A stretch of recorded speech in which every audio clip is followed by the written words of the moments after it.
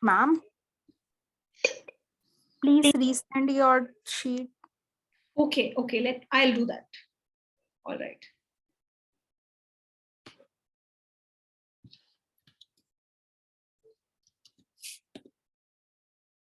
So can everybody see the sheet now?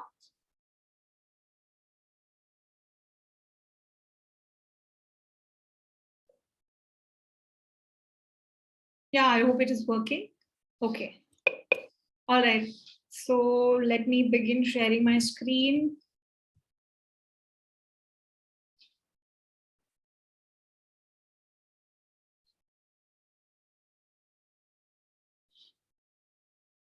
So guys,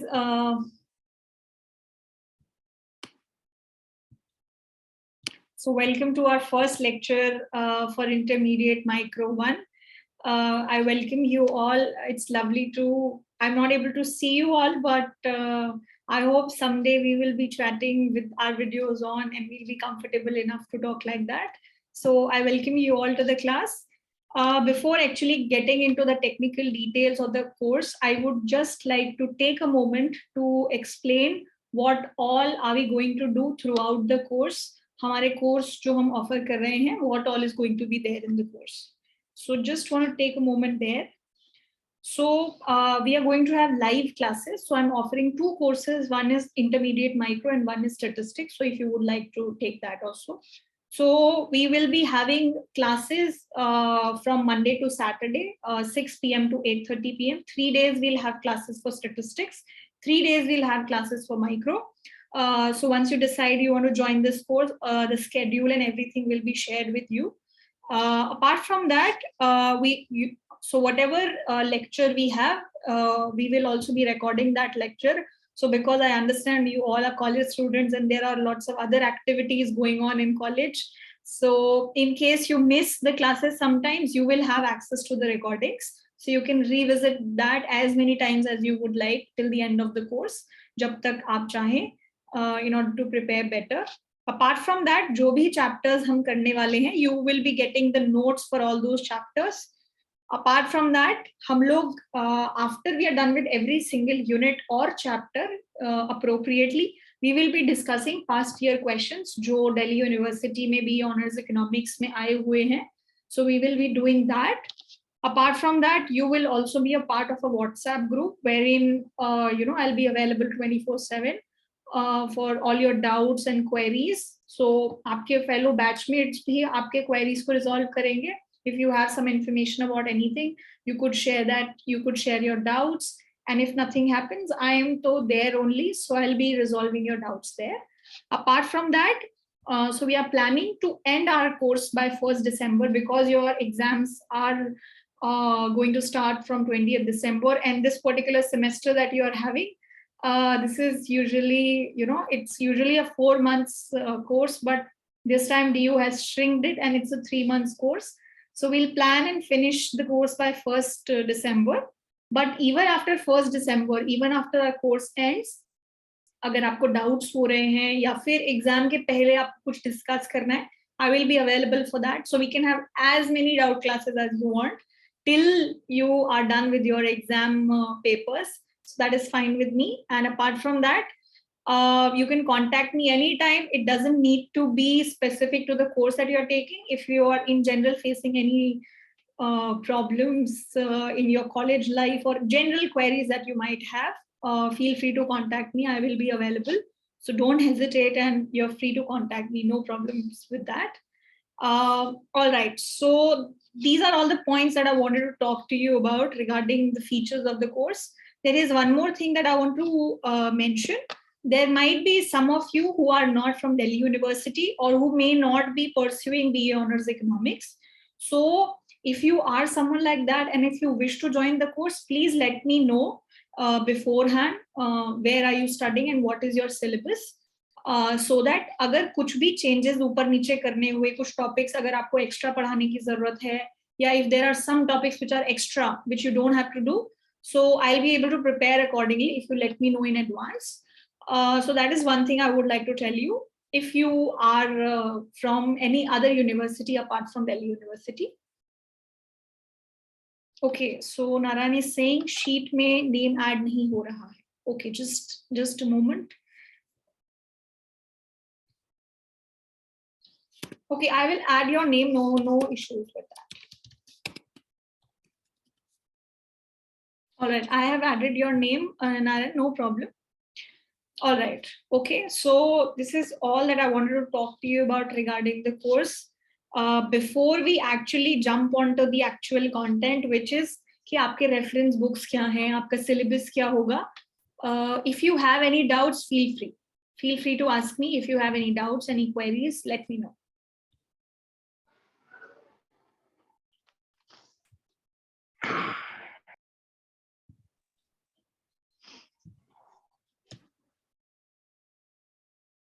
So any doubts, guys, anything that you would like to ask at this point of time?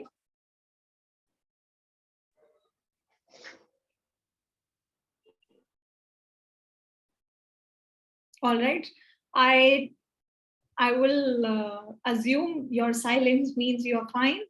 And for those of you who have joined us late, there is an attendance sheet in the chat. If you could just fill your name over there so that I could share the material at the end of the lecture with you. All right. And I hope I'm audible as well to everyone. Jay has raised his hand. Yeah, yes, Jay, tell me.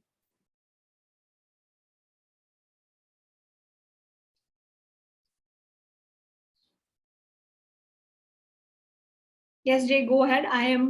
I can see that you've raised your hand. Do you have anything to ask?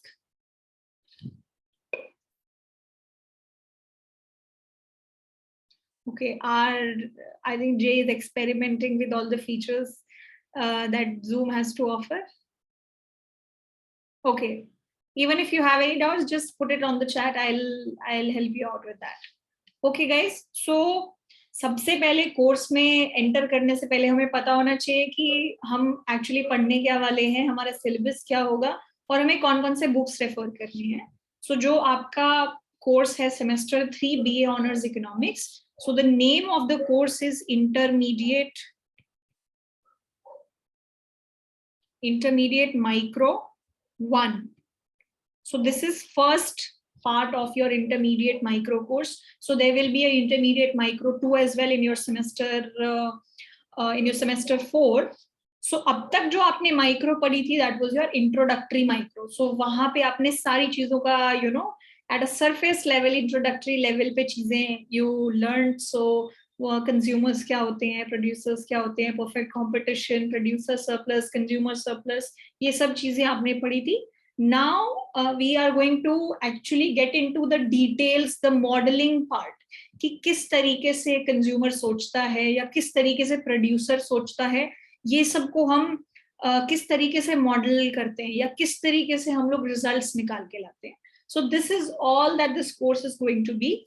So सबसे पहले ये course के reference books क्या क्या होंगे. If you already have the reference books, well and good. If you don't have, I'll share it with you.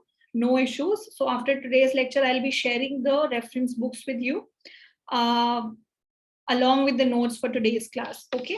So सबसे पहली हमारी reference book जो है, that is going to be Hall variant. ठीक है. So intermediate microeconomics, Hall variant. It's quite a popular book. I'm sure आपने अभी तक काफी बार इसके बारे में सुन लिया हो.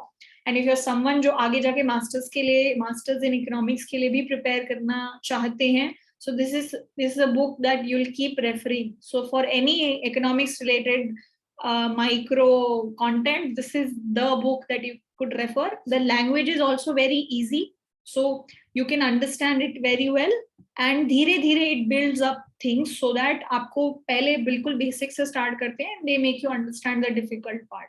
So this is a book which is very good. So even if you're someone who doesn't like to read online, this is a book that you should have because we are all economic students. So this will go a long way अगर आगे भी आपको economics के touch में रहना है. So first thing is Hall variant हमारी book होगी. So हमारा एक पूरा का पूरा section इसी book से हम लोग cover करेंगे. Apart from that, there is a workbook by Varian and Bergstrom. जो workbook है Varian की, वो आप प्रॉब्लम सॉल्विंग के लिए यूज कर सकते हो. सो वेरिएंट की जो वर्कबुक है उसमें काफी सारे प्रॉब्लम्स हैं, क्वेश्चंस हैं. सो आपका जो फाइनल एग्जाम है उसके लिए आपको अगर apart from the questions that I'll give you, if you want more practice, you can refer to the workbook. So workbook में से आप क्वेश्चंस को प्रैक्टिस कर सकते हो, जो भी सेक्शन हम वेरिएंट से करेंगे. ठीक है. So these are the two things that are there. So Hall variant and the workbook by variant, these two books. Apart from that, there is a book by Bernheim and Winston. ये वाली जो book है, we will do one chapter from this book. So you don't need to buy the book, and this is just one chapter we are doing from this book. So Bernheim and Winston, this particular book. Uske baad we also have another reference book which is Nicholson and Snyder. This is also quite a popular book. So agar masters in economics karne ka kuch logon ka plan hai, so this is also a book that you could buy if you don't like to read online. Otherwise online is also fine. Okay. So ये हमारे major books क्या हो गए, hall variant and Nicholson and Snyder. अगर किसी को online नहीं पढ़ना अच्छा लगता है, you can bye these books. ये आगे काफी टाइम तक आपके काम आएंगे अगर आपको इकोनॉमिक्स में मास्टर्स करनी है या इसी फील्ड में थोड़ा सा आगे जाना है. So even if you are planning to do IES या फिर any other economics related exam, these will be helpful for you. So these two books if you want you can buy them. और if you don't want, readings भी आती हैं, xerox shops पे readings available होती हैं. So chapter wise they will give you what all chapters from which book you have to get. If you don't want, if you like, in the course, during the course, I'll be sharing the notes for all the chapters that are there. So you don't even need to refer that. You don't need to read the book properly. But if you're interested in learning deeply, you can do that. Okay. So Hall variant, workbook by Hall variant, one chapter from this book, Bernheim and Winston, and this book by Nicholson and Snyder. So एक जो दूसरा section है, we are going to do that from this particular book. So this is about the reference books. Any doubts till this point? And now we will jump on to what is our syllabus for the course. Any doubts, guys?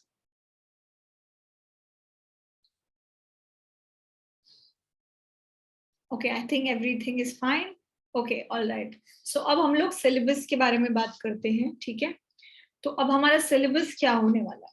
तो syllabus में we have two major sections.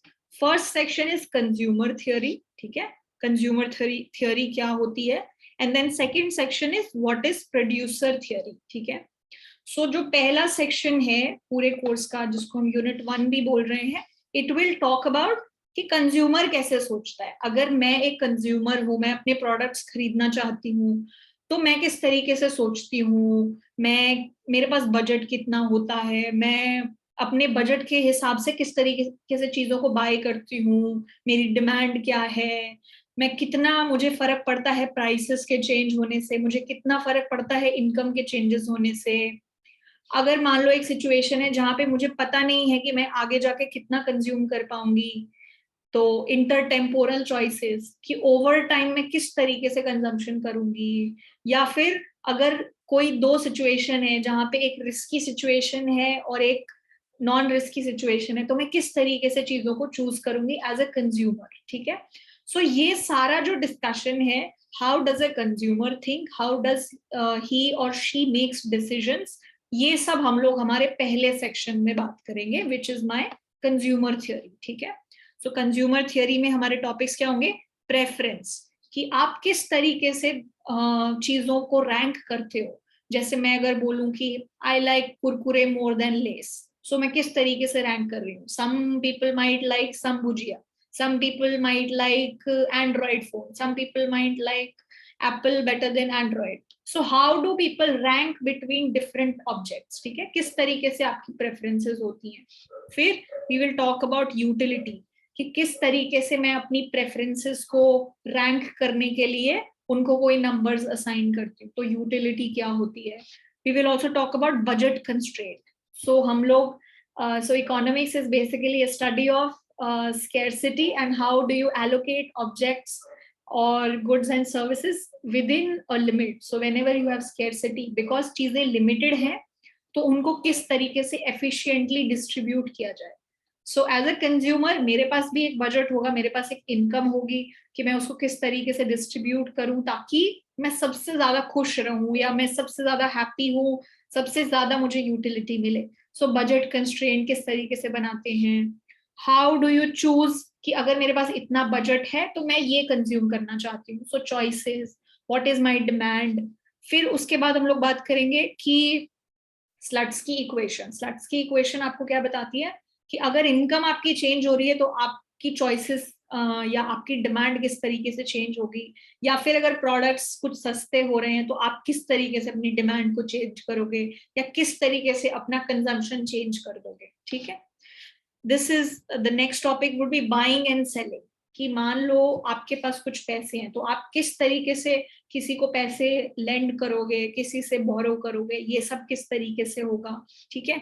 How do you make choices under risk. So whenever you are in a risky situation, how will you choose कि this is something that I want to choose. ठीक है.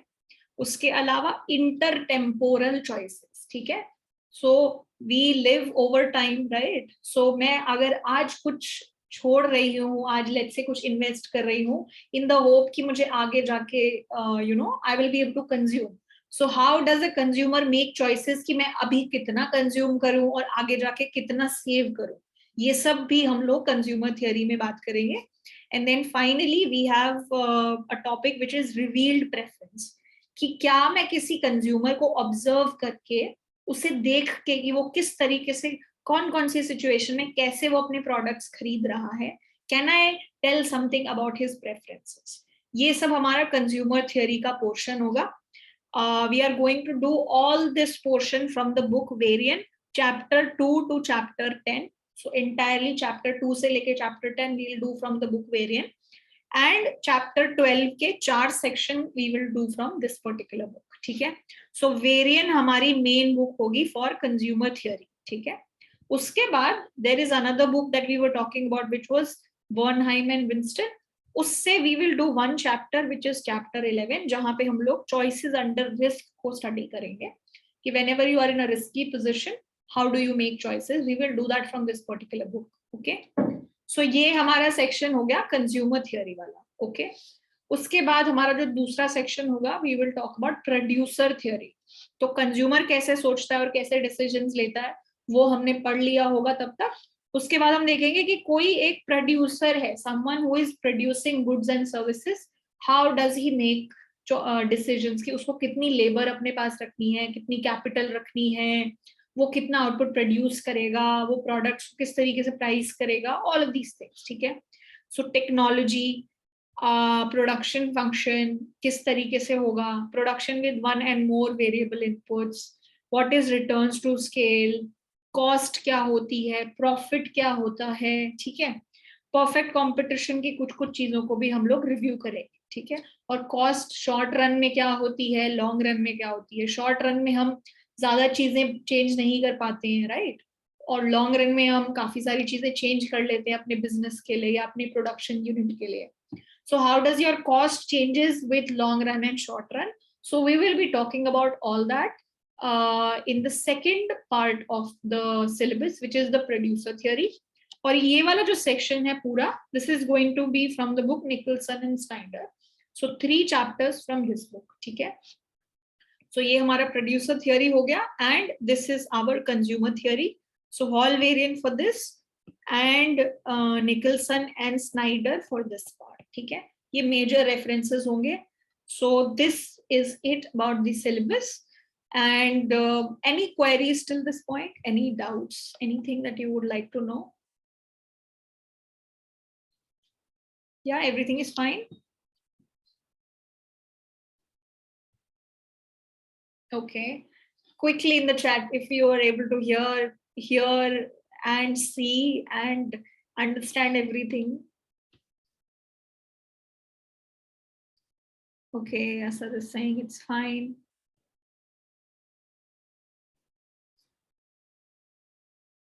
Okay, Shaurya is saying yes. Okay, Shubh is also saying yes. Lovely. All right. Okay. All right. So once we are clear with the syllabus, एक बारी हमारा जो exam pattern है उसको भी देख लेते हैं कि हमारे एग्जाम में क्वेश्चंस किस तरीके से हमसे पूछे जाएंगे. सो जैसे हमारे यूनिट 1 एंड यूनिट 2 है, which is producer theory and consumer theory, हमारा एग्जाम भी 2 सेक्शंस में डिवाइडेड है. हमारा क्वेश्चन पेपर जो है 2 सेक्शंस में डिवाइडेड है, consumer theory and producer theory. ठीक है.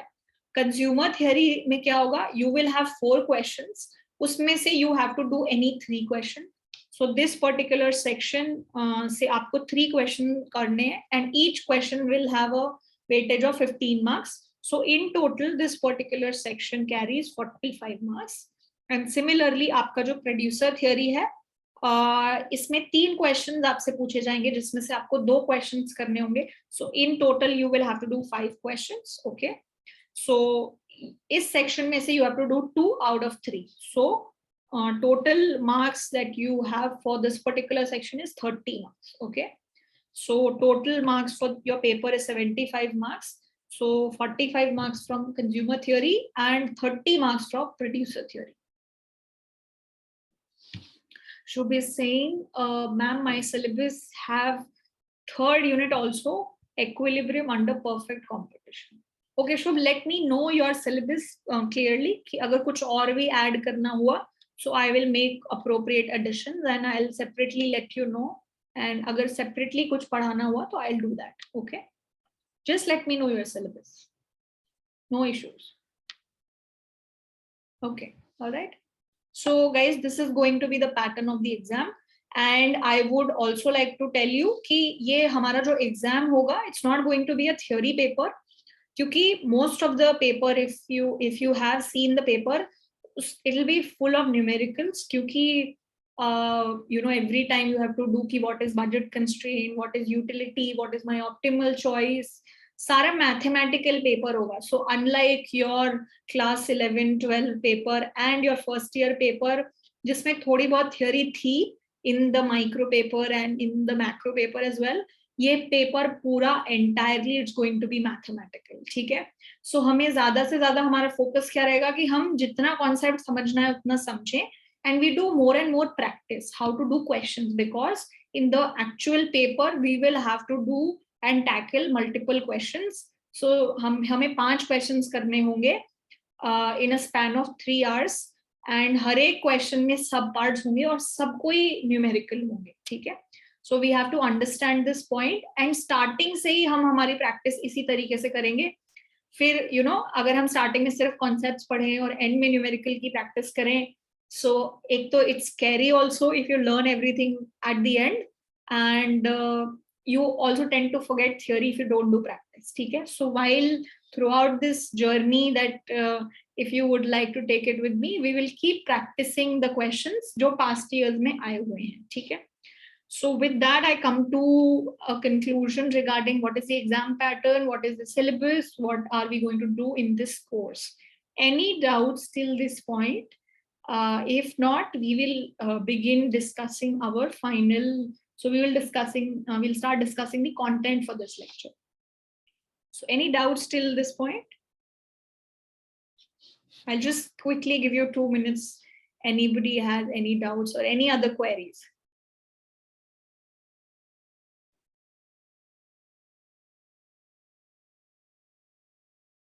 I know I'm keeping you here on a Gandhi Jayanti holiday for you, but usually हमारे lectures Monday to Saturday we will keep from 6 p.m. to 8:30 p.m. and there will be appropriate breaks in between. Don't worry. अभी हम लोग आधे after 30 or 40 minutes we'll take a 10 minutes break. So there'll be appropriate breaks. No worries regarding that.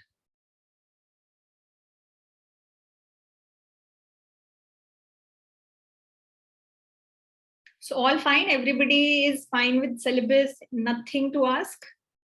If not, we will jump on to doing today's lecture. And in today's lecture, we will talk about budget constraint. What is budget constraint? We will talk about that.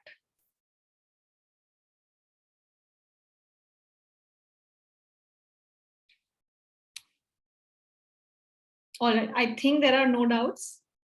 And even if there are, keep posting it in the chat. I am actively looking at the chat if you have any doubts. And if you don't want to ask there, you can personally WhatsApp me also, even after the class as well. Okay. All right, guys. So आज हम लोग क्या क्या पढ़ने वाले हैं? So we will begin with our topic of what is budget constraint. This is I'm so sorry. This is our chapter 2 of the book Hallvarian. So chapter 2 we are going to do budget constraint. Okay. So हमारी जो Hallvarian book है उसका chapter 2 today we are going to start. So हम सबसे पहले बात करेंगे कि budget constraint क्या होती है, what does it mean, budget set क्या होता है, उसकी properties क्या होती हैं, budget set कब कब change होता है, ठीक है, and we will also look at special cases जब आपकी इकोनॉमी में आप प्रोडक्ट्स पे टैक्स लगा रहे हो, सब्सिडीज लगा रहे हो, रैशनिंग कर रहे हो, and we will also try and do a few problems so that we understand the concept properly. ठीक है. So सबसे पहले I would like to begin with a basic statement कि जो भी हमारा कंज्यूमर है, हम बोल रहे हैं कि we are going to talk about consumer theory. ठीक है. So as a consumer हमेशा क्या सोचता है? Consumer wants to choose the best bundle of goods that he or she can afford. So I've written a statement that a consumer always tries to choose the best bundle of goods that he or she can afford. So as a consumer आप क्या चाहते हो कि जितना आप afford कर सकते हो, जितनी आपकी इनकम है या जितना भी आपका बजट है, उसके हिसाब से आपको बेस्ट चीज मिले. क्योंकि अगर हमें बेस्ट चीज मिलेगी, we are the most happy, we are the most satisfied. So as a consumer हमेशा हमारा ऑब्जेक्टिव यही होता है. चाहे मुझे कॉलेज चूज करना हो, कॉलेज चूज करते टाइम हम लोग क्या सोचते हैं कि मुझे बेस्ट कॉलेज चाहिए ताकि मेरी बेस्ट प्लेसमेंट मिले, मेरे पास ज्यादा से ज्यादा पैसे हो, I'll earn a good lifestyle for me, my parents, and I'll be happy, right? आपको कोई फोन भी लेना होता है, then you say कि ठीक है, given this budget, I want to get the best deal, I want to get a phone which has the best features. ठीक है. So consumer हमेशा ये वाला जो प्रिंसिपल है इसको दिमाग में रख के चीजें करता है. ठीक है. So अब ये जो प्रिंसिपल है इसमें हमारे पास दो चीजें हैं. So that what are the two things that the consumer is choosing the best bundle. So वो best चीज चाहता है, best bundle, that is one thing. What is the second thing? He wants to choose the best bundle out of the goods that he or she can afford. ठीक है. So अब इसमें दो चीजें आ गई. He wants to choose the best out of what he can afford. ठीक है. So आज हम लोग बात करेंगे regarding affordability. कि कोई भी एक कंज्यूमर क्या अफोर्ड कर सकता है, what all he or she can afford, we want to talk about that. ठीक है. कि आप कितनी आप अफोर्ड कर सकते हो, या फिर कितनी आपके पास कैपेसिटी है चीजों को खरीदने की. ठीक है. So that is what we are going to talk about today. So ये जनरल प्रिंसिपल हमेशा अपने दिमाग में रखना, क्योंकि जब हम रेफरेंसेस भी पढ़ेंगे या फिर यूटिलिटी भी पढ़ेंगे या फिर चॉइस, डिमांड, जो भी हम पढ़ेंगे, वो सब कुछ एक इस लाइन पे डिपेंडेंट है. Choose the best out of your budget that you can afford. ठीक है. ओके. तो अब हमारा सवाल ये हो जाता है कि I want to know how much can a consumer afford. ठीक है. ये कैसे पता चलेगा कि कोई एक कंज्यूमर कितना अफोर्ड कर सकता है. ठीक है. So let us start talking about that now. ठीक है. सबसे पहले हम लोग अब जब हम इकोनॉमिक्स में कोई भी चीज करेंगे ना, हम सबसे पहले बहुत सिंपल चीज से शुरू करेंगे. सो अभी रियल वर्ल्ड में there are so many products, there are so many options, it's like infinite options. But जब हम लोग स्टडी कर रहे हैं, हम लोग शुरू करेंगे कि हमारी दुनिया जैसी है उसमें सिर्फ दो प्रोडक्ट्स हैं, दुनिया में दो ही प्रोडक्ट्स हैं. ठीक है. सो मान लेते हैं कि there are two goods. So let's say there are two goods. ठीक है. So yeah, let's say there are two goods to choose from. ठीक है. दो गुड्स में से मैं कुछ भी चूज कर सकती हूँ, ठीक है। और मान लेते हैं कि ये जो दो गुड हैं, let's say good 1 and good 2, ठीक है, ये दो गुड्स हैं, वो कुछ भी हो सकते हैं, apples, oranges, banana, anything that you want, ठीक है। तो मैंने दो गुड्स ले लिए, उसमें से मैं क्या करती हूँ, मान लेते हैं कि हमारा जो कंज्यूमर है वो x1 units of good 1 consume कर रहा है। x1 यूनिट मतलब 2 यूनिट या 3 यूनिट या 4 यूनिट, तो हम बोल रहे हैं x1 यूनिट्स वो गुड 1 की कंज्यूम कर रहा है और x2 units of good 2 consume कर रहा है, ठीक है। तो ये दो चीजें हो गई कि गुड 1 के x1 यूनिट्स और गुड 2 के x2 यूनिट्स, ठीक है। यहाँ पे यूनिट्स लिख देते हैं,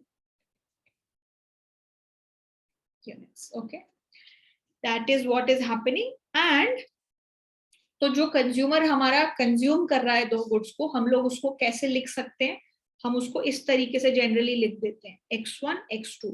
सो जो पहली पोजीशन पे है दैट मींस आपका पहला गुड आप इतना कंज्यूम कर रहे हो, जो सेकंड पोजीशन पे है ये दूसरा गुड आप इतना कंज्यूम कर रहे हो, ठीक है।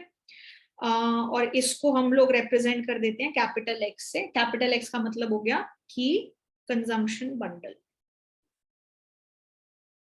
Consumption bundle. सो ये सब जनरली नाम है जो आपको बुक में देखने मिलेंगे कि कंज्यूमर 1 का कंजम्पशन बंडल ये है, मतलब वो x1 यूनिट्स ऑफ गुड 1 खरीद रहा है और x2 यूनिट्स ऑफ गुड 2 खरीद रहा है, ठीक है। Guys just a moment, let just give me 1 moment. हाँ,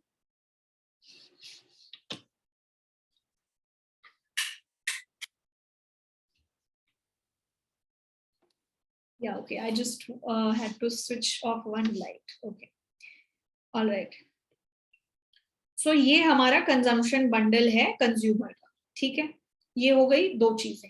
उसके बाद now I want to talk about, अब ये जो दो गुड्स हैं इनके कुछ प्राइसेस भी होंगे, राइट, क्योंकि प्राइसेस पे करके ही मैं उन गुड्स को खरीद सकती हूँ। सो मान लेते हैं ये जो गुड 1 है उसका प्राइस है P1, ठीक है, और गुड 2 जो है उसका प्राइस है P2, ठीक है। तो मेरे जो प्राइसेस हो गए, प्राइसेस को मैं किस तरीके से लिख रही हूँ, P1, P2, ठीक है। मतलब कि ये प्राइस है फर्स्ट गुड का, ये प्राइस है सेकंड गुड का, ठीक है। सो ये सब सिर्फ रिप्रेजेंटेशन के तरीके हैं जो बार बार repeatedly we will keep using, इसीलिए हम लोग इसको इस तरीके से लिख रहे हैं, ठीक है। Okay, so P1 P2 price of good 1 and good 2 and x1 and x2 units हम लोग कंज्यूम कर रहे हैं गुड 1 एंड गुड 2 का, ठीक है। ओके, अब मान लो मैं ये बोल रही हूँ कि आपकी जो इनकम है, so I am saying the amount of money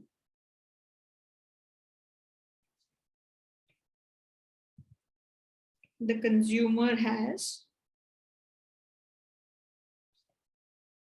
जो भी अमाउंट ऑफ मनी कंज्यूमर के पास है जिसको वो स्पेंड कर सकता है, that is given bye M, ठीक है। M कुछ भी हो सकता है, 100, 200, 1000। सो M एक जनरल हमने नाम दे दिया इनकम के लिए, ठीक है। So M is basically your income, या तो ये इनकम होगी आपकी, या let's say if you are not earning तो ये आपकी पॉकेट मनी होगी, एनीथिंग लाइक दैट, ठीक है।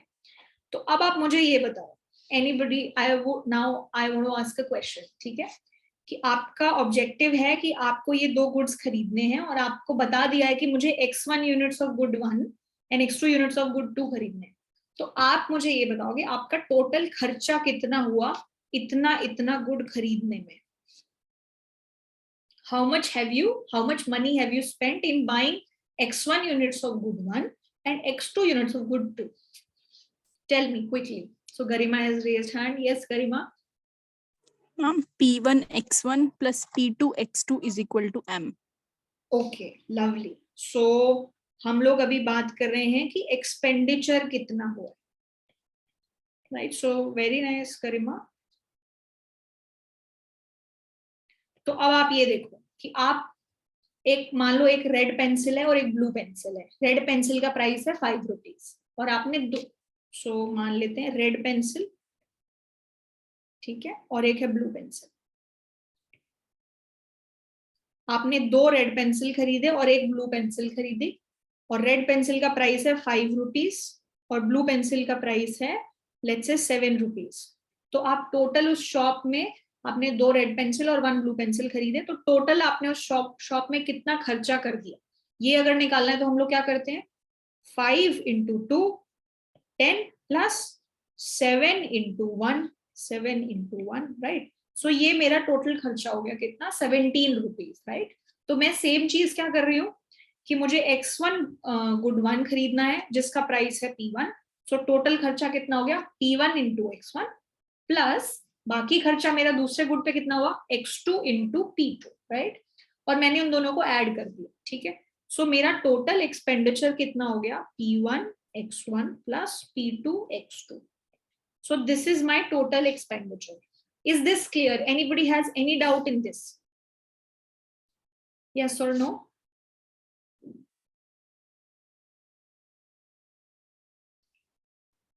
Okay, I hope no doubts. Shubh is saying fine, Asad is fine. Okay, all right. So guys, बीच में कभी भी आपको कोई भी डाउट हो, just either raise your hand और आप चैट में कुछ भी लिख सकते हो, और you can unmute yourself and speak up. No worries regarding that. ये बहुत ही बेसिक चीजें हैं. ये वाली चीज जो है बार बार रिपीट होने वाली है throughout your consumer theory and generally also. So if you have trouble in understanding this, please clear it out right away. जहां पे जब भी डाउट आए उसको क्लियर करवा लो, ठीक है. चलो, और ये तो हो गया आपका खर्चा, ठीक है. अब आपकी इनकम कितनी है, ठीक है. सो आपकी इनकम हमने बोला M, ठीक है. तो अब आप ये बताओ कि आप कितना खर्चा कर सकते हो. अगर मेरी इनकम 100 रुपए है तो मैं कितना खर्चा कर सकती हूँ. मुझे कोई उधारी नहीं दे रहा है और मेरे मम्मी पापा ने भी बंद कर दिया है पैसा देना. 100 रुपए मेरे पास है, मैं कितना खर्चा कर सकती हूँ मैक्सिमम, 100 रुपीज जो भी मेरे पास है, राइट. मैं उससे ज्यादा नहीं कर सकती, बट क्या मैं उससे कम खर्चा कर सकती हूँ? Can I do less expenditure than that? Yes और no? Yes, okay. Narayan is saying yes. So yes, भाई मैं जितना खर्चा कर रही हूँ that can be less than my income, right? I cannot just go above that, but I can do less than that. ठीक है.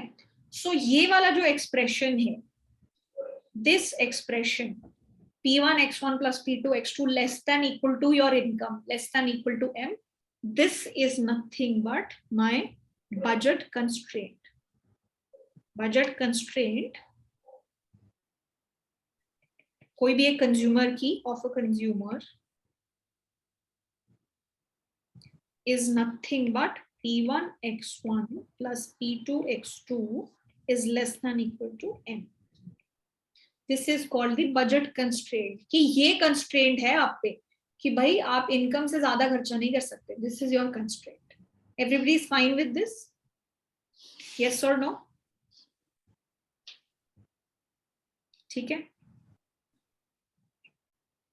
तो अब मेरा ऑब्जेक्टिव क्या होगा कि मैंने बजट कंस्ट्रेंट लिख दी, ठीक है. अब मैं इसको प्लॉट करना चाहती हूँ कि मैं ग्राफ में इसको कैसे प्लॉट करूं, ठीक है. Okay, so I want to plot it in the graph, ठीक है.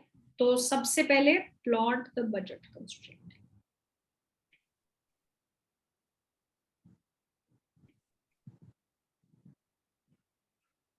ठीक है. अब मुझे ये बजट कंस्ट्रेंट प्लॉट करनी है किस तरीके से, एक XY ग्राफ में, ठीक है. तो मेरा ग्राफ कुछ इस तरीके से दिखने वाला है. Let's say this is X1 and this is X2, ठीक है. ये मुझे प्लॉट करना है, ठीक है.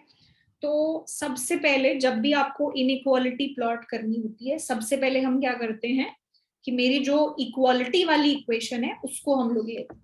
तो इक्वालिटी वाली इक्वेशन क्या हो गई मेरे पास, P1 X1 plus P2 X2 equals to M.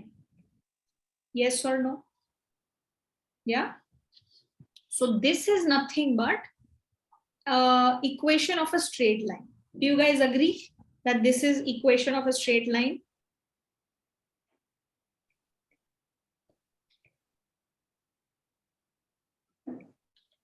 Yes. That this is equation of a straight line. Yes, sir. Okay. So ये मेरे पास equation of a straight line है. तो बेसिकली मुझे करना क्या है कि मुझे ये स्ट्रेट लाइन को अपने ग्राफ पे प्लॉट करना है, ठीक है. तो अब इस स्ट्रेट लाइन को मुझे अगर ग्राफ पे प्लॉट करना है तो इसका सबसे इजी तरीका क्या है, मैं ये निकाल लूं कि जब X2 की वैल्यू 0 होती है तब मेरी x1 की वैल्यू मैक्सिमम क्या होती है, और जब x1 की वैल्यू 0 होती है तो x2 की वैल्यू क्या होती है। ठीक है, ये सबसे क्विक तरीका है to plot the graph, right. तो सबसे पहले मुझे ये बताओ कि अगर x1 की वैल्यू 0 है, so if x1 is 0, then what is the value of x2? M by P2. Yeah, so m by p2. Everybody is fine with this? Yes, no? Yeah, we are fine with this? Yes. Okay. And similarly, अगर मैं बोलूं कि if x2 is 0, then what is x1? M by P1. m by p1, right? तो अब मुझे कोई भी एक स्ट्रेट लाइन को अगर प्लॉट करना होता है तो मुझे सिर्फ 2 पॉइंट्स की जरूरत है, और मुझे ये 2 पॉइंट्स मिल गए हैं। तो अब मैं क्या करूंगी, मैं सिर्फ इनको प्लॉट कर दूंगी। तो अब मैं ये देख रही हूँ कि जब x1 की वैल्यू 0 होती है, x1 की वैल्यू 0 कहाँ है, इस x1 की value 0 is at this point. So when x1 is 0, x2 की वैल्यू क्या है, m by p2। तो मान लेते हैं ये value somewhere here m by p2, ठीक है। एंड जब x2 की वैल्यू 0 है तो x1 की वैल्यू क्या है, m by p1, ठीक है। सो मान लेते हैं जब x2 की वैल्यू 0 है तो x1 की वैल्यू क्या हो गई, m by p1, right, yes और नो। और मैंने मेरे पास ये 2 पॉइंट्स आ गए स्ट्रेट लाइन के, और मैंने अगर इन दोनों पॉइंट्स को ज्वाइन कर दिया तो मुझे इक्वेशन आ जाएगी, right. Yes yes Shubh, it's downward, या ओके। सो अब इससे जो मेरी स्ट्रेट लाइन बनी वो कुछ इस तरीके की, यस और नो। सो ये क्या हो गया, this is the equation, like this is the graph of this particular line, या everybody fine till this point? Yes. और मुझे एक्चुअली प्लॉट क्या करना था, मुझे मेरी बजट कंस्ट्रेंट प्लॉट करनी थी, और मेरी बजट कंस्ट्रेंट क्या है, ये। So this is with inequality. So जब भी मुझे ये चेक करना है कि मेरी इनइक्वालिटी, सो क्या मेरी इनइक्वालिटी इस तरीके की है या इस तरीके की है, so what do I do, मैं क्या करती हूँ, सबसे इजी तरीका क्या है कि आप x1 और x2 को ओरिजिन मान के चलो, और ओरिजिन के लिए अगर ये इक्वेशन आपकी सेटिस्फाई होती है तो then your graph is towards the origin. If it doesn't happen, your graph is away from the origin. So अगर यहाँ पे आप 0 0 पुट करके देखते हो, इफ यू पुट 0, x1 के जगह पे 0 एंड x2 के जगह पे 0 रखोगे, तो what do you have, 0 is less than equal to m। Is this a true statement or a false statement? Your income is always greater than or equal to 0. So is this true or false?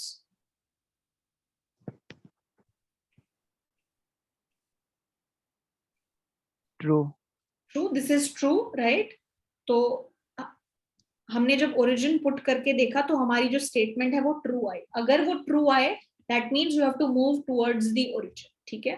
So move towards the origin का मतलब क्या है कि आपकी जो equation है वो कुछ इस तरीके की, ठीक है, वो कुछ इस तरीके की होनी चाहिए अगर ये पूरी स्ट्रेट लाइन होती। और हमारे पास कंस्ट्रेंट एक और क्या है कि x1 should be greater than equal to 0, x2 should be greater than equal to 0। मतलब जो प्रोडक्ट्स आप खरीद रहे हो वो नेगेटिव नहीं हो सकते। प्रोडक्ट्स नेगेटिव खरीदने का क्या मतलब है हमें नहीं पता। आप जो प्रोडक्ट्स खरीद रहे हो या तो आप कुछ नहीं खरीदोगे या आप पॉजिटिव अमाउंट खरीदोगे, ठीक है। So because my graph is such that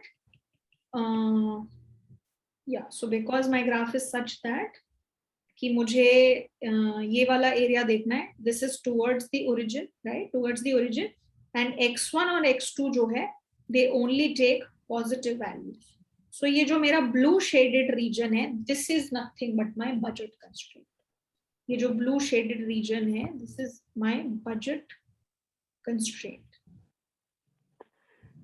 Yes or no? Is this fine? ये पूरा का पूरा जो shaded region है blue color का, this is my budget constraint. Yes or no? Yeah, it's fine. Everybody understood हमने कैसे प्लॉट किया? अभी हम और lovely. और ये वाली जो लाइन होती है, ये वाली जो लाइन होती है, this line, which line? This line. इसको हम लोग बोलते हैं budget line. So this particular line is called budget line. ठीक है, इसको हम बजट लाइन बोलते हैं. ये हमने बजट कंस्ट्रेंट को प्लॉट किया है और ये पूरा का पूरा, मैं अगर एरिया देखूं, ये इसमें जितने भी पॉइंट्स हैं, अब ये जो ग्राफ है इसमें क्या है, पॉइंट्स हैं. ये पॉइंट क्या हुआ कि कोई एक वैल्यू ऑफ x1 है और कोई एक वैल्यू ऑफ x2 है.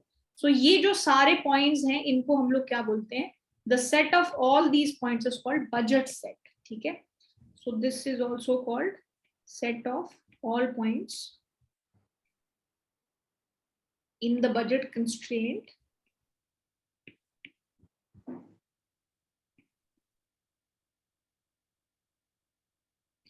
is called budget set. ठीक है, इसको हम लोग बोलते हैं बजट सेट. ठीक है, सो जो भी पॉइंट्स हैं इस एरिया के अंदर, इसको हम लोग, उस पूरे के पूरे कलेक्शन को हम लोग बोलते हैं बजट सेट. ठीक है, सो हमें बजट कंस्ट्रेंट प्लॉट करना आ गया, बजट सेट क्या होता है वो हमें पता चल गया, and what is budget line वो भी हमें पता चल गया. अब हम बजट लाइन के बारे में और डिटेल्स में जानना चाहेंगे कि I know that this is my vertical intercept, this is my X intercept, right, and then I would like to know what is the slope of this line. ये सब हम लोग डिस्कस करना चाहेंगे. Till this point if you guys are fine, let me know. और यहाँ तक कोई भी डाउट है तो please let me know. Shubh is fine. Any doubts, guys, till this point?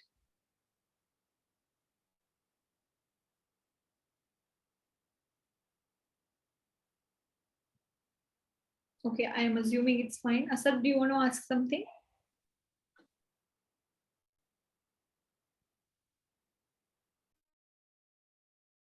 Okay, so this is fine. All right. Okay, guys.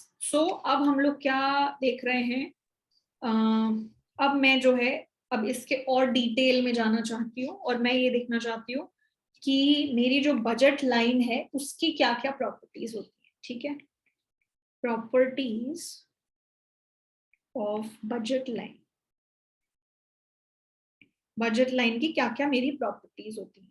सो सबसे पहले तो हमारी बजट लाइन क्या है, my budget line is P1 x1 plus P2 x2 equals to m.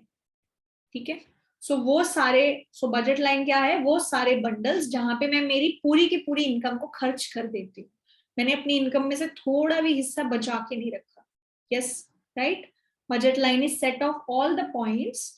So all the points, ये सारे के सारे जो पॉइंट्स हैं यहाँ पे मैं अपनी पूरी इनकम खर्च कर रही हूँ, मैं अपनी इनकम का थोड़ा सा भी हिस्सा नहीं बचा रही. ठीक है, so this is my budget line. अब मैं बजट लाइन को, अब मैं बजट लाइन की स्लोप क्या होती है, इसका वर्टिकल इंटरसेप्ट क्या होता है, इसका एक्स इंटरसेप्ट क्या होता है, हॉरिजॉन्टल इंटरसेप्ट क्या होता है, ये सब मैं जानना चाहती हूँ. ठीक है, तो देखो सबसे पहले हम कोई भी इक्वेशन जो होती है straight line,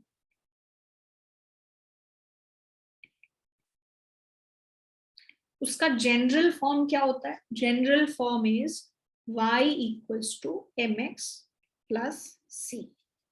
Yes or no? जहां पे c जो होता है, this is my vertical intercept and m is my slope.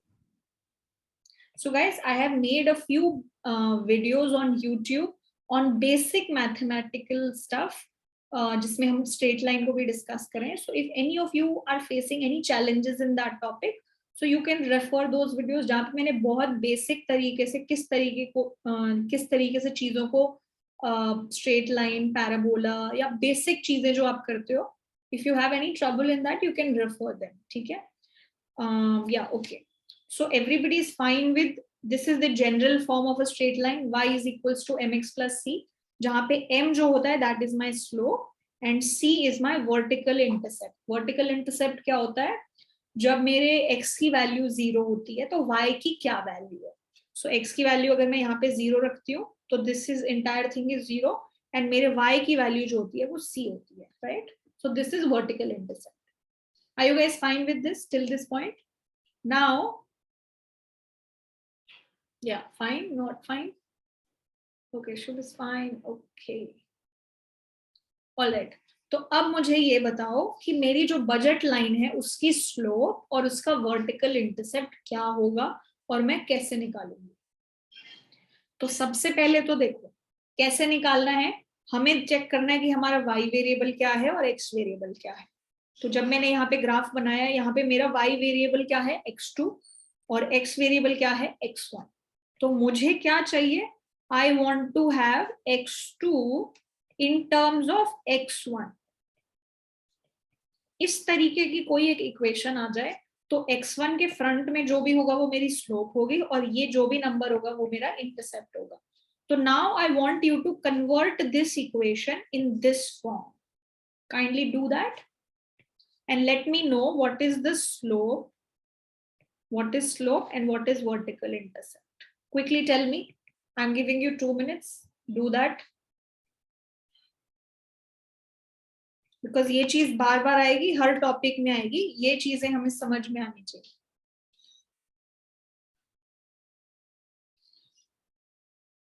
Come on,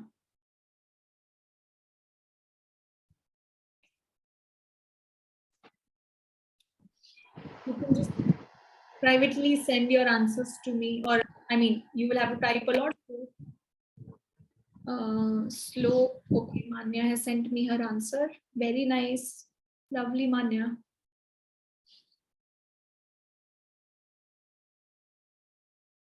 Quickly guys, 1 more minute. So मुझे क्या करना है, ये वाली जो इक्वेशन है उसको इस फॉर्म में लेके आना है।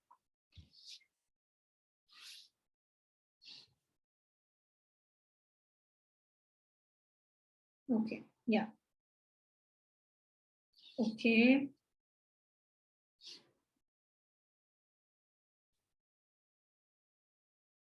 शुभ x and y आर तो वेरिएबल्स ना, सो मुझे जो स्लोप होगी वो एक कांस्टेंट नंबर आएगा, राइट?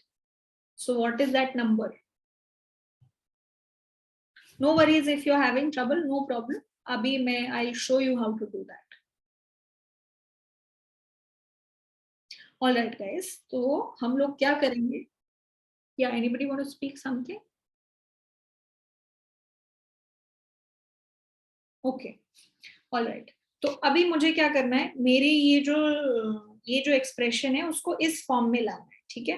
क्योंकि यहाँ पे मेरा x2 जो है y एक्सिस पे मैंने प्लॉट किया है, x1 जो है x एक्सिस पे प्लॉट किया है, तो मुझे स्लोप निकालनी है और ये इंटरसेप्ट निकालना है।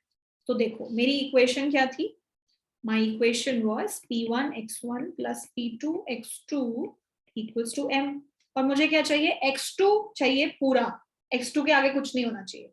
तो मैं क्या कर रही हूँ, I will do this. So P2 x2 equals to m minus P1 x1. I can do that. Yes or no? मैंने सिंपली क्या किया, इसको यहाँ पे मैं ले गई तो वो नेगेटिव हो गया। अब मुझे क्या चाहिए, x2 चाहिए पूरा खाली, एक साइड पे, लेफ्ट हैंड साइड पे x2 खाली चाहिए। सो खाली चाहिए का मतलब क्या है कि ये मैं P2 नहीं चाहिए। सो मैं पूरा के पूरी इक्वेशन को P2 से डिवाइड कर देती हूँ बोथ साइड्स। तो क्या हुआ, यहाँ पे मेरे पास x2 आ गया equal to m divided by p2 minus p1 divided by p2 into x1। Yes और नो? हम ये इतना तक आ गया हमको, कैसे होगा ये? Yes no? Yes ma'am. तो अब देखो मुझे क्या करना था, मुझे मेरे इक्वेशन को इस फॉर्मेट में लाना था, x2 equals to mx plus c, right? तो मैं यहाँ देख रही हूँ तो मेरा x1 के आगे, x1 के कोएफिशिएंट में x1 के आगे क्या है, m। सो m की वैल्यू क्या हो गई, minus p1 by p2, and यहाँ पे मेरा जो c है it is this one. So c की वैल्यू क्या हो गई, m बाय p2। सो मेरा vertical intercept is what, m by p2 and my slope is what, minus p1 by p2, right? यहां तक क्लियर है? Any doubts?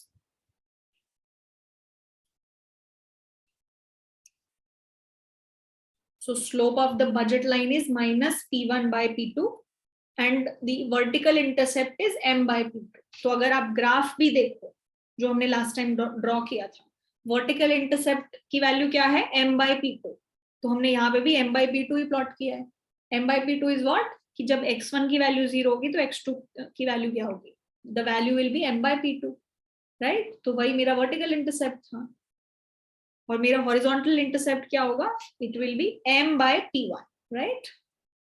So this is my horizontal intercept, this is my vertical intercept, and मेरी जो slope है, the slope of this particular line is minus p1 by p2. So जो मेरा product x axis पे है उसका price divided by जो product y axis पे उसका price, and because prices positive हैं, ठीक है, और ये जो line है ये downward sloping है, तो ये negative उस चीज को represent कर रहा है कि आपकी जो slope है वो downward sloping है. Is that fine? ये वाला concept सबको समझ में आ गया till this point? Yes or no? Yes, guys? Yes, ma'am. So this fine. Okay, lovely. All right. Yeah. Okay. So Shubh, now you have also understood how to find it. Okay. All right. तो अब ये देखो, चलो ये slope हमने math के terms में तो निकाल लिया, मैथ के टर्म्स में ठीक है, मैथ बोल रहा है माइनस p1 by p2, लेकिन ये स्लोप का मतलब क्या है? ठीक है, ये स्लोप का मतलब क्या है? स्लोप ऑफ बजट लाइन ये क्या मेजर करता है? It measures the rate at which the market is willing to substitute good 1 for good 2. अब ये वाली जो लंबी चौड़ी स्टेटमेंट मैंने लिखी, इसका मतलब क्या है? Slope of a budget line वो क्या करता है? It measures the rate at which market is willing to substitute good 1 for good 2. ठीक है, सो स्लोप बेसिकली होता क्या है? स्लोप क्या होता है? देखो कि मैं अगर मान लो यहाँ पे कंज्यूम कर रही हूँ, तो मैंने मान लो एक एक्स्ट्रा यूनिट ऑफ गुड, मतलब मान लो मुझे एक x1 जो है, x1 कोई मेरा एक प्रोडक्ट है, उसकी एक यूनिट में अगर मान लो कम कंज्यूम कर रही हूँ, ठीक है, तो मैंने अपना खर्चा कितना कम किया? p1, right? तो वो जो p1 प्राइस है उससे मैं कितने यूनिट्स ऑफ प्रोडक्ट 2 खरीद पाऊं, that is my slope, right? So जैसे कि आपने अगर एक जो प्रोडक्ट x1 है, जो फर्स्ट गुड है, मान लो वो एक यूनिट कम कंज्यूम किया, ठीक है, सो मान लो ये 11 यूनिट थे, तो अब आपने क्या किया? 11 से आपने इसको 10 कंज्यूम करने लग गए, तो मैंने एक unit of product come consume किया, तो वो एक यूनिट जब कम किया तो मैं जो दूसरा प्रोडक्ट है वो कितना खरीद पा रही हूँ? तो मार्केट में मार्केट किस रेट से एक गुड को दूसरे गुड के मतलब दूसरे गुड में कन्वर्ट कर पा रहा है, ठीक है? सो देखो अब हम लोग क्या कर रहे हैं कि मुझे अगर एक unit of good, so I want to substitute good 1, substitute good 1 मतलब गुड 1 एक कम खरीदो, ठीक है, एक यूनिट कम खरीदा, पहले मान लो 10 यूनिट खरीद रहे थे, अब 9 यूनिट्स खरीद रहे हैं, तो मैंने कितने पैसे बचा लिए उससे? p1 यूनिट, क्योंकि वो उसका प्राइस है, तो एक कम खरीदा तो p1 यूनिट मैंने बचा लिया, p1 यूनिट मेरे पास एक्स्ट्रा पैसा है, तो वो जो एक्स्ट्रा पैसा है उससे आप सेकंड गुड जो है वो कितना खरीद सकते हो? तो गुड जो है सेकंड में कितना खरीद पाऊंगी, that I will be able to tell when I divide this money by p2, right? So मान लो p2 जो है, p2 is the price of product 2, और p1 एक्स्ट्रा मनी से आप सेकंड गुड कितना खरीद पाओगे, that is given by p1 by p2. So ये जो स्लोप होती है ये एक्चुअली आपको बताती है कि मार्केट में एक गुड 1 को सब्स्टिट्यूट आप किस रेट पे कर सकते हो, कि मार्केट किस रेट पे गुड 1 और गुड 2 को सब्स्टिट्यूट करने के लिए रेडी है मार्केट में मतलब why we are saying market again, because everything is in terms of price, और प्राइस मार्केट में डिटरमिन होता है, आप और मैं नहीं डिसाइड करते. सो मार्केट में अगर आप एक यूनिट गुड 1 कम कंज्यूम कर रहे हो, तो आप गुड 2 जो है p1 by p2 units extra good 2 खरीद पाओगे. This is the meaning of the slope. Is the meaning fine? Is everybody clear with the meaning of it? Yes or no? Okay, Mania is fine. Guys, any doubts? इसको हम लोग एक तरीके से और बोल सकते हैं that slope जो होता है, slope measures opportunity cost. Opportunity cost of consuming good one. Slope क्या measure करता है? Opportunity cost of consuming good one. Okay. Opportunity cost क्या होता है? It is the cost that I incur when I consume something else. तो अगर आपने good one extra 1 unit आप कंज्यूम कर रहे हो तो आपको कितना good 2 छोड़ना पड़ेगा, ठीक है? So जैसे अभी अगर आप हमारे पास पढ़ने आ रहे हो, ठीक है, so you are spending, so you are leaving the time that you might have used to enjoy. Navratri are also going on, today's holiday also, but rather than enjoying and chilling with your friends, you are here and studying, right? So that is your opportunity cost, right? So opportunity cost is कि अगर मैं good 1 को consume कर रही हूँ तो मैं कितना गुड 2 छोड़ रही हूँ एक एक्स्ट्रा यूनिट गुड 1 को कंज्यूम करने के लिए. That is my opportunity cost of consuming good 1, ठीक है? तो आपका स्लोप जो है अपॉर्चुनिटी कॉस्ट भी बताता है. तो अगर आपकी स्लोप की वैल्यू ज्यादा है, मतलब एक एक्स्ट्रा यूनिट गुड 1 कंज्यूम करने के लिए आपको बहुत ज्यादा गुड 2 छोड़ना पड़ता है, ठीक है? तो हाई अपॉर्चुनिटी कॉस्ट, ठीक है? So this is basically the meaning of the meaning of slope, not just the mathematics. उसका meaning क्या है, उसका significance क्या है, ठीक है? Everybody is fine with this? Yes or no? Because if you are, then we'll move on to another topic. Yeah, okay. Shubh is fine. Guys, what about others? This is fine? Okay, all right. Asad is also fine. Anish is fine. Okay. So now, guys, we will talk about तो budget line plot कैसे करते हैं. हमें पता चल गया budget set क्या होता है, बजट कंस्ट्रेंट क्या होता है, स्लोप का मतलब क्या होता है, स्लोप की वैल्यू क्या होती है.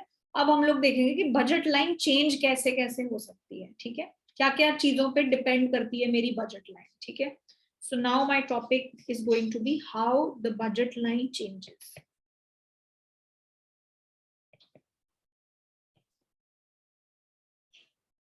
ठीक है?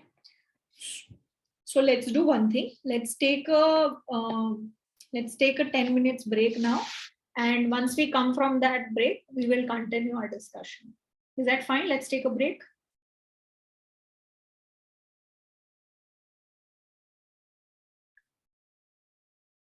All right, guys. So before, I hope everybody is here and you're able to listen to me and you're able to hear me and see me properly. No problems with that, I think.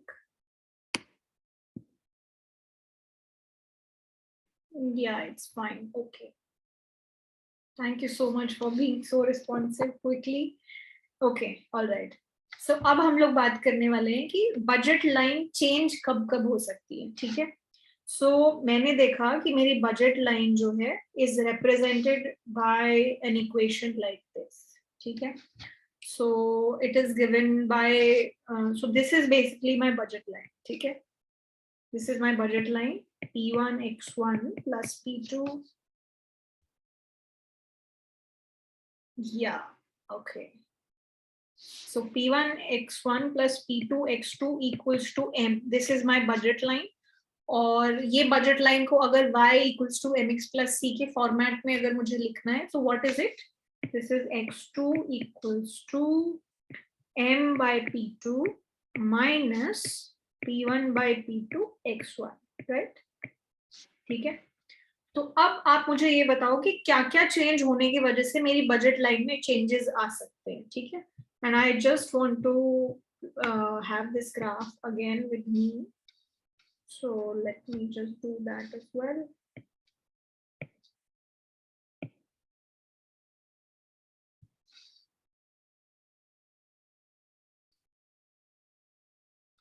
Okay.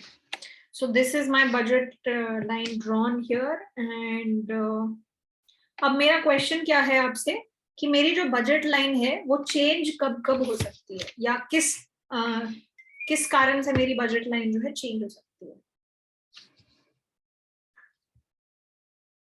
या सो change in income की वजह से मेरी budget line change हो सकती है। और क्या चेंज हो सकता है जिसके वजह से बजट लाइन में चेंजेस आ सकते हैं? चेंजेस इन प्राइसेस, या प्राइस डिक्रीज, या फिर price increase, change in income. ठीक है, चलो तो अब मेरा क्वेश्चन क्या है, अब हमारे पास दो चीजें हैं, दो चीजों के बारे में हमने बात की कि या income decrease, income increase, okay, या everybody is giving correct answers, okay. So एक चीज हो सकती है कि there is a change in income, change in income. So अगर मेरी इनकम चेंज हो रही है तो भी मेरी जो बजट लाइन है उसमें चेंजेस हो सकते हैं। क्यों? क्योंकि मैं यहाँ पे देख रही हूँ कि ये m/p2 जो है, मेरा जो वर्टिकल इंटरसेप्ट है, वो मेरी इनकम चेंज होने पे चेंज हो रहा है, राइट? ये वाला इंटरसेप्ट भी चेंज होने पे चेंज हो जाएगा। और दूसरा कारण जो हो सकता है मेरी बजट लाइन चेंज होने का, that could be changes in prices, changes in prices. ठीक है, चेंजेस इन प्राइसेस। ठीक है, तो सबसे पहले हम लोग देखते हैं कि इनकम अगर इंक्रीज होती है तो मेरी बजट लाइन को क्या होगा। तो आप सबसे पहले ये बताओ कि अगर मेरी इनकम इंक्रीज हो रही है तो will there be any changes in my slope? क्या मेरे स्लोप में कोई भी चेंज आएगा? Will my slope change? Slope को क्या होगा? So if my income is changing, will my slope change? No, so slope will not change क्योंकि my slope is given by minus p1 by p2, right? So मेरी जो income अगर change होती है तो मेरे जो कर्व है उसकी स्लोप वैसी ही रहेगी। स्लोप का मतलब है कि ये कितना एंगल पे टिल्टेड है, तो ये वैसा का वैसा रहेगा।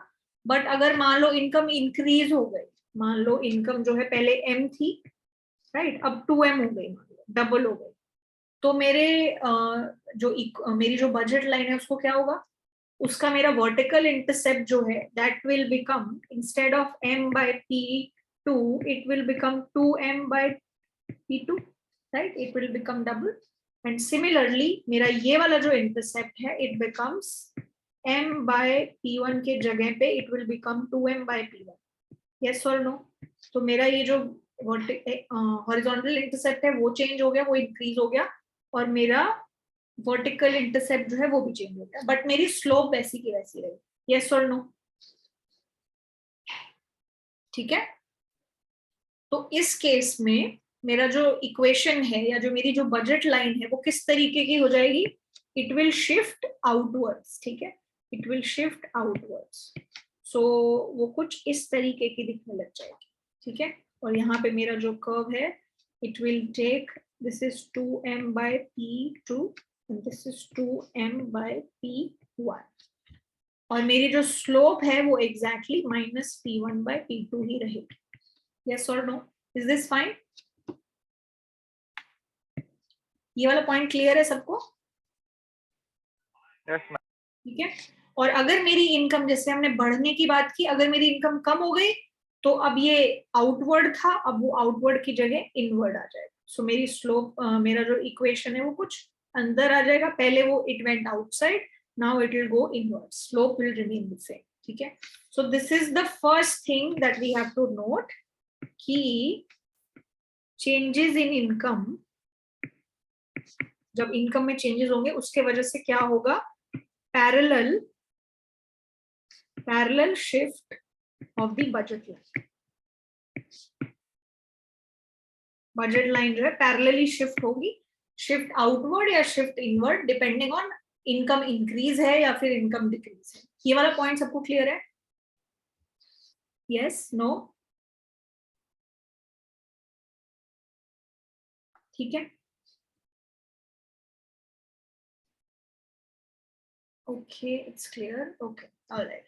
अब हम लोग देखते हैं कि प्राइस में चेंजेस की वजह से क्या होता है। ठीक है, सो मान लेते हैं कि प्राइस में चेंजेस, अब प्राइस तो P1 का भी चेंज हो सकता है, P2 का भी चेंज हो सकता है।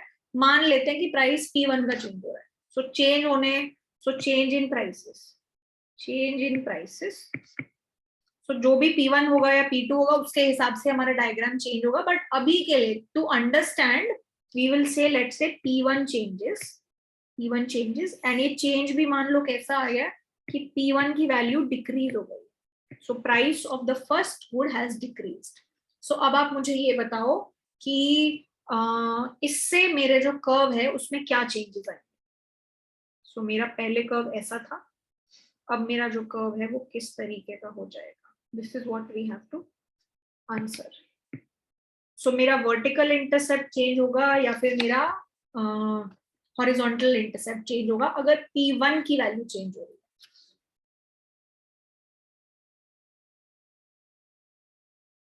Come on, tell me. Horizontal change होगा। Yeah, horizontal will change. Absolutely right.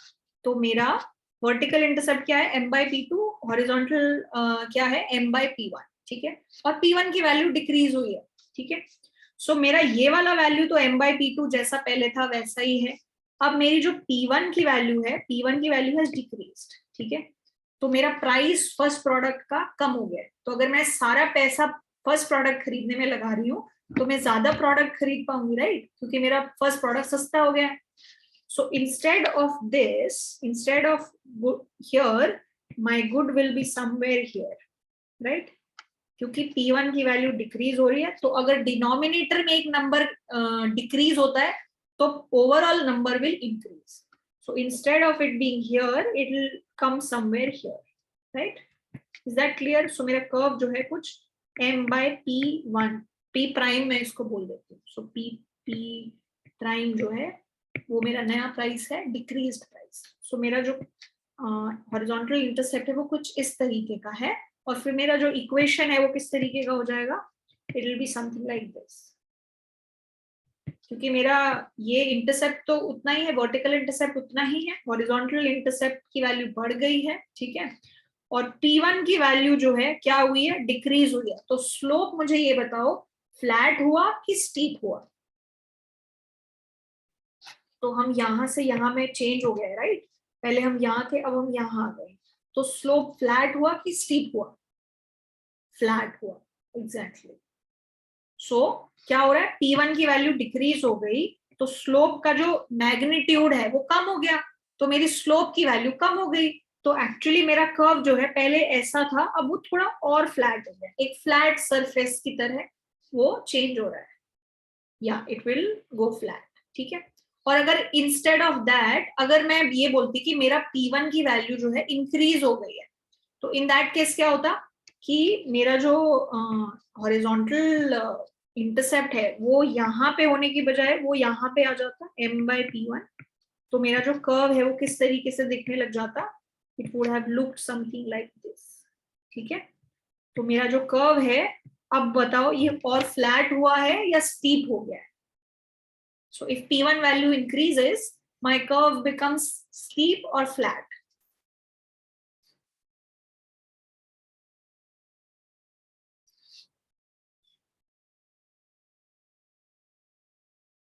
So it becomes steeper.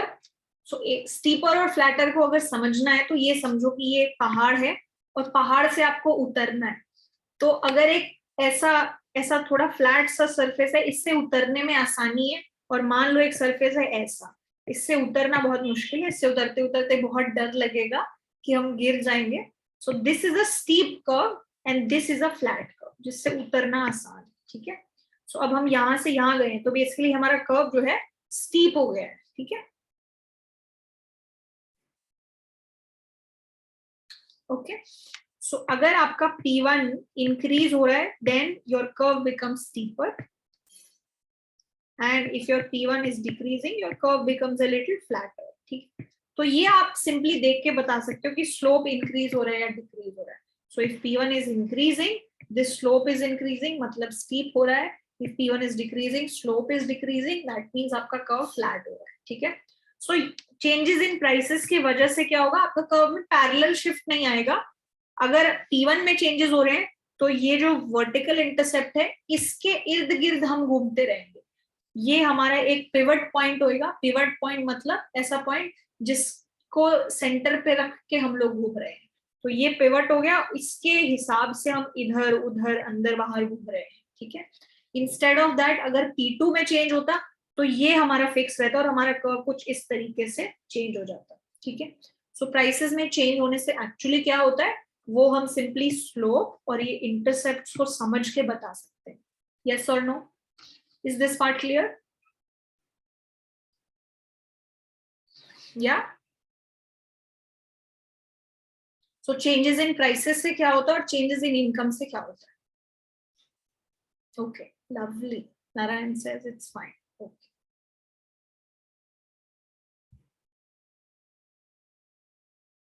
All right. So अब हमने देख लिया कि बजट लाइन में क्या क्या चेंजेस होते हैं. जैसे इनकम अगर चेंज हो या प्राइसेस चेंज हो तो हमारा कर्व चेंज हो जाता है. ठीक है. अब जो है हम अपने अगले टॉपिक पे आते हैं विच इज, अब देखो, अब आपको भी दिमाग में आया होगा कि एक्चुअल दुनिया में सिर्फ 2 प्रोडक्ट तो नहीं होते हैं, right? There are not just 2 products. But हमने क्या स्टार्टिंग में क्या कहा था कि हम लोग सिंपल चीजों से शुरू करते हैं और फिर हम कॉम्प्लेक्स चीजों पे आते हैं. ठीक है.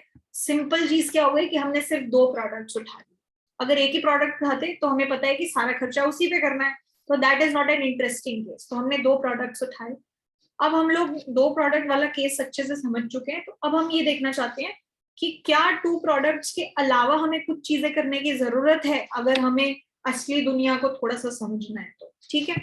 सो तब हमारा जो स्टेटमेंट है वो कुछ इस तरीके का आता है कि एक्चुअली आपको 2 गुड्स से ज्यादा समझने की जरूरत ही नहीं है.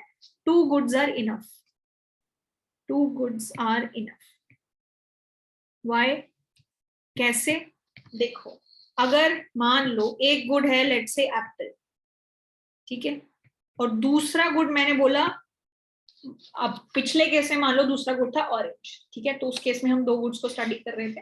बट अब मैंने क्या बोला कि एक गुड है मेरा एप्पल और एक मेरा दूसरा गुड है कि मैं बाकी गुड्स पे जितना पैसा खर्च कर रही हूँ that is my second good.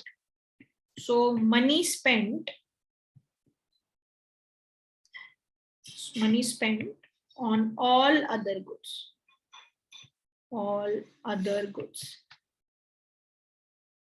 ठीक है.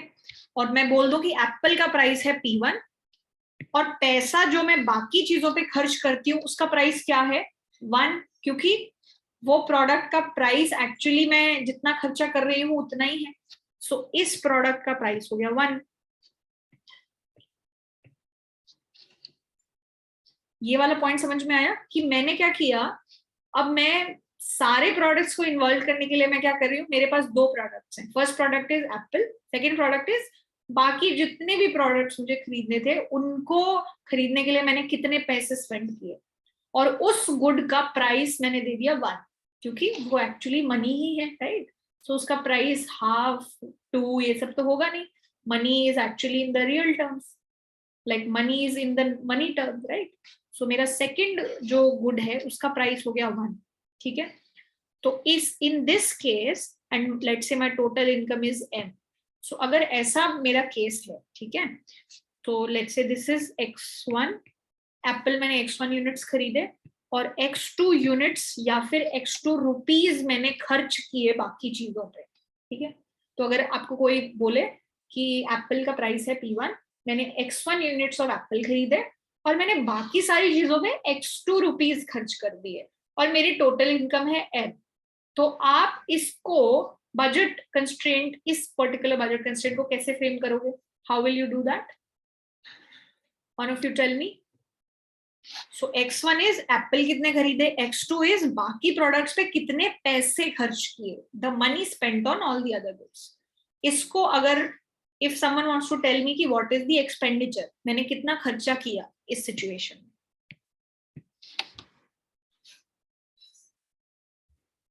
हम P1 x1 plus x2 less than equal to m. Lovely. So मैंने एप्पल्स खरीदने में P1 x1 खर्चा किया, राइट? And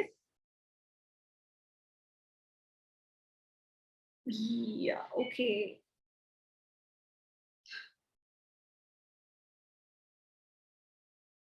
okay. सो मैंने एप्पल्स खरीदने में कितना खर्चा किया, एप्पल्स P1 प्राइस के आ रहे थे तो P1 into x1. सो ये मेरा खर्चा हो गया एप्पल पे. बाकी चीजों पे मैंने कितना खर्चा किया मैं ऑलरेडी बता चुकी हूँ, x2 रुपीज. ठीक है. सो x2 रुपीज, सो ये हो गया रुपीज. और P1X1 जब मैं प्राइस और यूनिट्स को मल्टीप्लाई करती हूँ तो भी मेरा आंसर रुपीज में आता है. And this should be less than equal to my income, which is also in rupees. So this should be less than equal to my income. ठीक है. तो एक तरीके से मैंने क्या किया, ये मेरा पहला प्रोडक्ट और ये मेरा दूसरा प्रोडक्ट. My दूसरा product is what? Money that I've spent on other goods. और इस प्रोडक्ट का प्राइस क्या है? 1. क्योंकि ये एक्चुअली मनी ही है, right?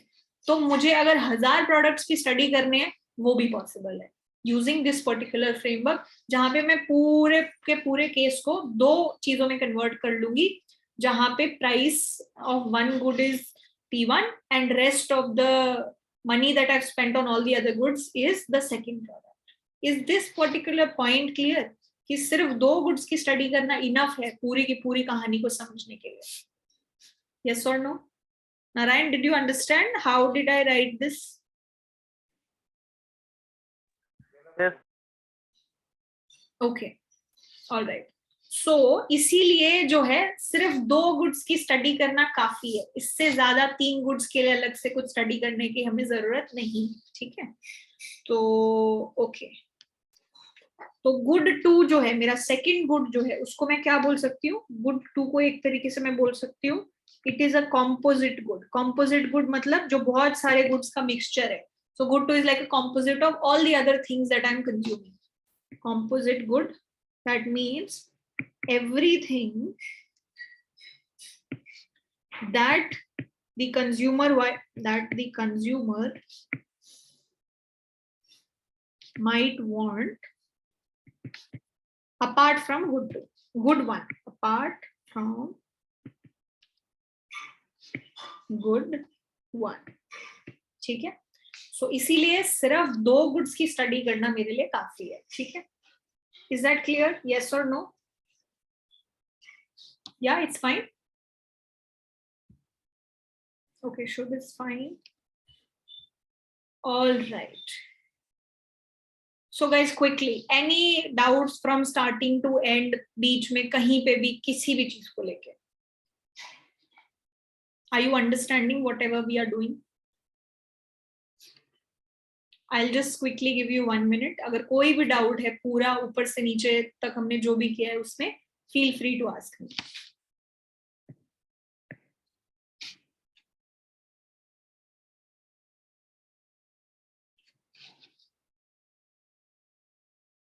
Okay, I think there are no doubts. So I should be happy, or should I be sad that you are hesitant?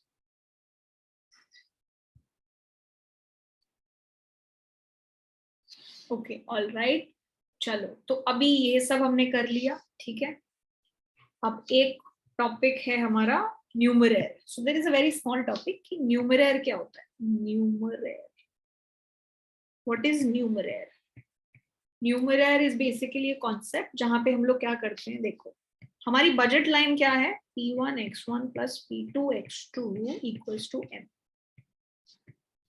ठीक है. या मैंने क्या किया? मैंने कुछ भी नहीं किया. मैंने सिंपली क्या किया, इस पूरी की पूरी इक्वेशन को P2 से डिवाइड कर दिया. ठीक है. तो मैंने क्या किया?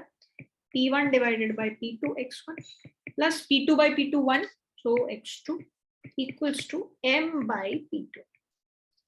ठीक है. तो ये क्या हो गया? एक तरीके से मैंने क्या किया, मैंने अपने जो गुड्स हैं सारे के सारे गुड्स को P2 के टर्म्स में मैं समझने लग गई. ठीक है.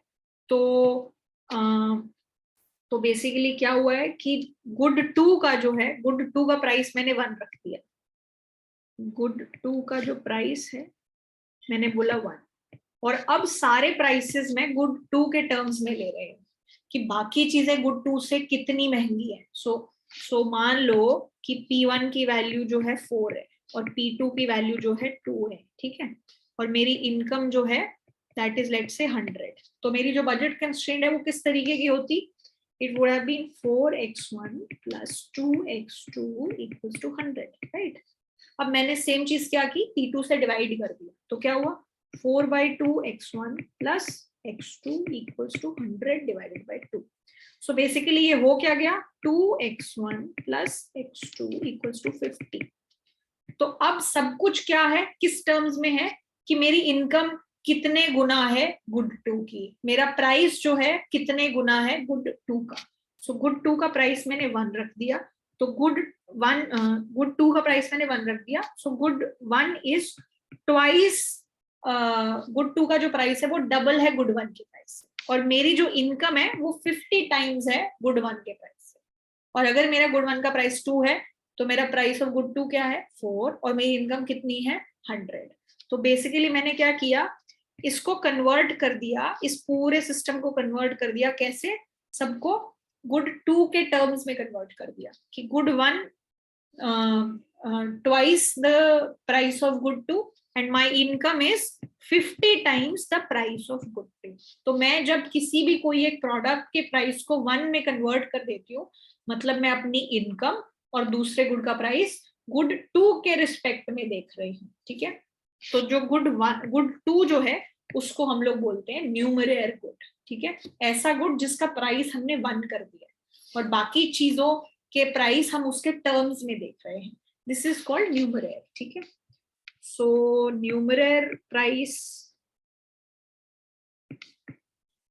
जो है, numeraire price is the price relative to which we are measuring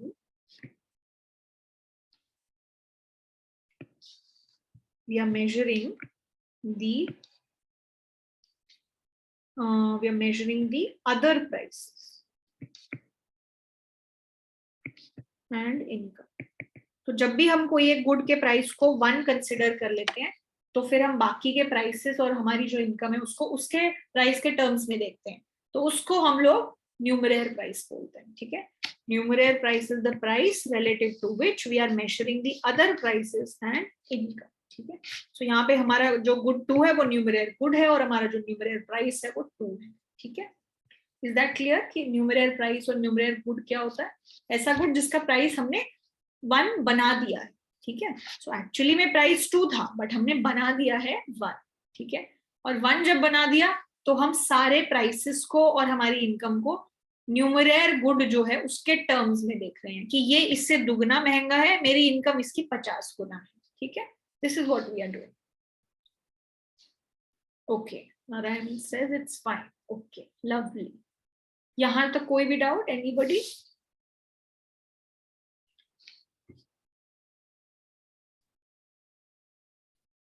ठीक है, everybody is fine with this? Okay, Shubh is fine. देखो अब हम लोग क्या करेंगे, अब देखो ये तो जो भी हमने पढ़ लिया वो बहुत सिंपल से सिनेरियोस थे। क्या क्या सिनेरियो थे कि एक गुड का प्राइस इतना है, दूसरे गुड का प्राइस इतना है, इनकम इतनी है, तो बजट लाइन प्लॉट करो। तो बजट लाइन आप सब लोग प्लॉट करके बता दोगे। अब मान लो, let me give you an example, ठीक है। Let's take an example, let's try and plot it, ठीक है। सो माय एग्जांपल इज कि मान लो this is the question that we have. So let's say this question we are talking about this particular question, ठीक है। इस question में हम लोग क्या बात कर रहे हैं, Ram consumes 2 goods, good X and Y। so मेरे पास 2 goods हैं X and Y, ठीक है। sorry, it's not Ram, it's Rama, I'm so sorry। okay, so Rama consumes 2 goods X and Y, ठीक है। her income is ₹1000, उसकी income है ₹1000, ठीक है। X and Y are available at a price of ₹4 and ₹5 per unit, ठीक है। So good जो X है उसका प्राइस क्या है 4 रुपीज, गुड Y जो है उसका प्राइस क्या है 5 यूनिट्स, ठीक है। उसकी यूटिलिटी फंक्शन दी है, वो सब हम बाद में करेंगे जब हम लोग पढ़ चुके होंगे, ठीक है। तो अब हमारा क्वेश्चन क्या है, हमसे क्वेश्चन पूछा है ड्रॉ हर बजट लाइन, उसकी बजट लाइन को ड्रॉ करो, ठीक है।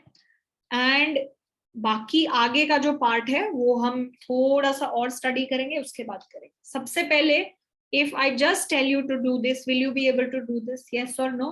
And if yes, please tell me कि मैं इसको कैसे प्लॉट करूं। This is X, this is Y, इसको कहाँ पे कैसे क्या प्लॉट करूं मुझे बताओ। And X intercept, Y intercept और स्लोप क्या होगी, please tell me all of that. So slope क्या होगी, first thing you have to tell me what is slope, then you have to tell me what is the vertical intercept, and then you have to tell me what is the horizontal intercept. Come on guys, everybody do this part, क्योंकि ये हमारा basic है और इसके बाद जो हमारा topic होगा उसमें हम फिर चीजों को मॉडिफाई करने लगेंगे कि अगर टैक्स लग रहा है, सब्सिडी मिल रही है, लमसम टैक्स है, लमसम सब्सिडी है, ये सब हम लोग देखेंगे. ठीक है, तो पहले quickly tell me what is the answer to this.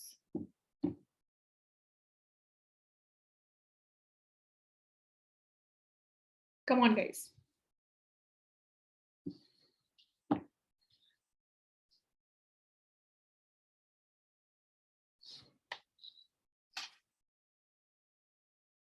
Take 1 minute, 2 minutes, whatever you want, and then tell me these three things: slope, vertical intercept, horizontal intercept.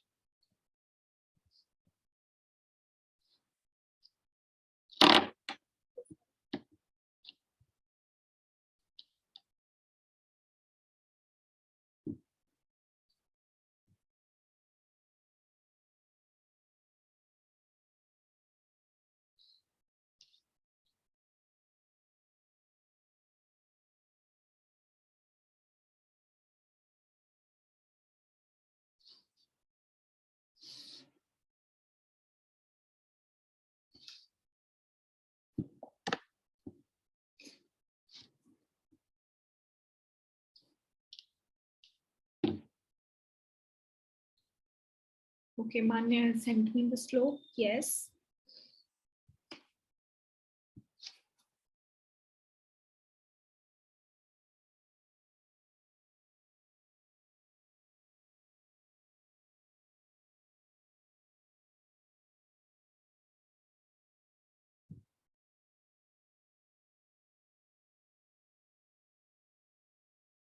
Lovely. So guys, I have one answer. Come on, everybody, buckle up. I have one more answer.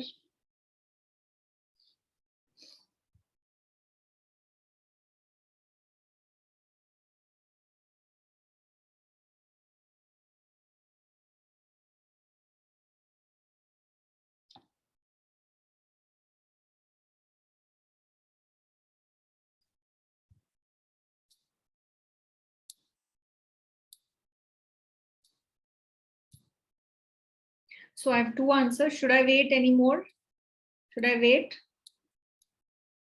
Or are you guys doing it?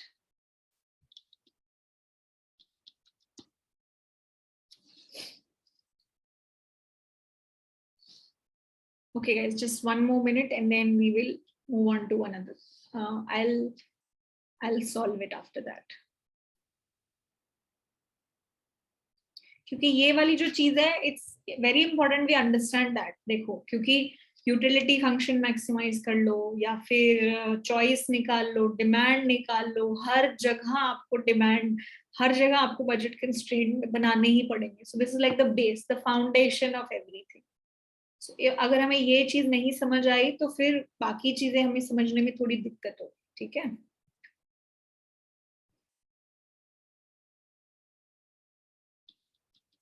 all right.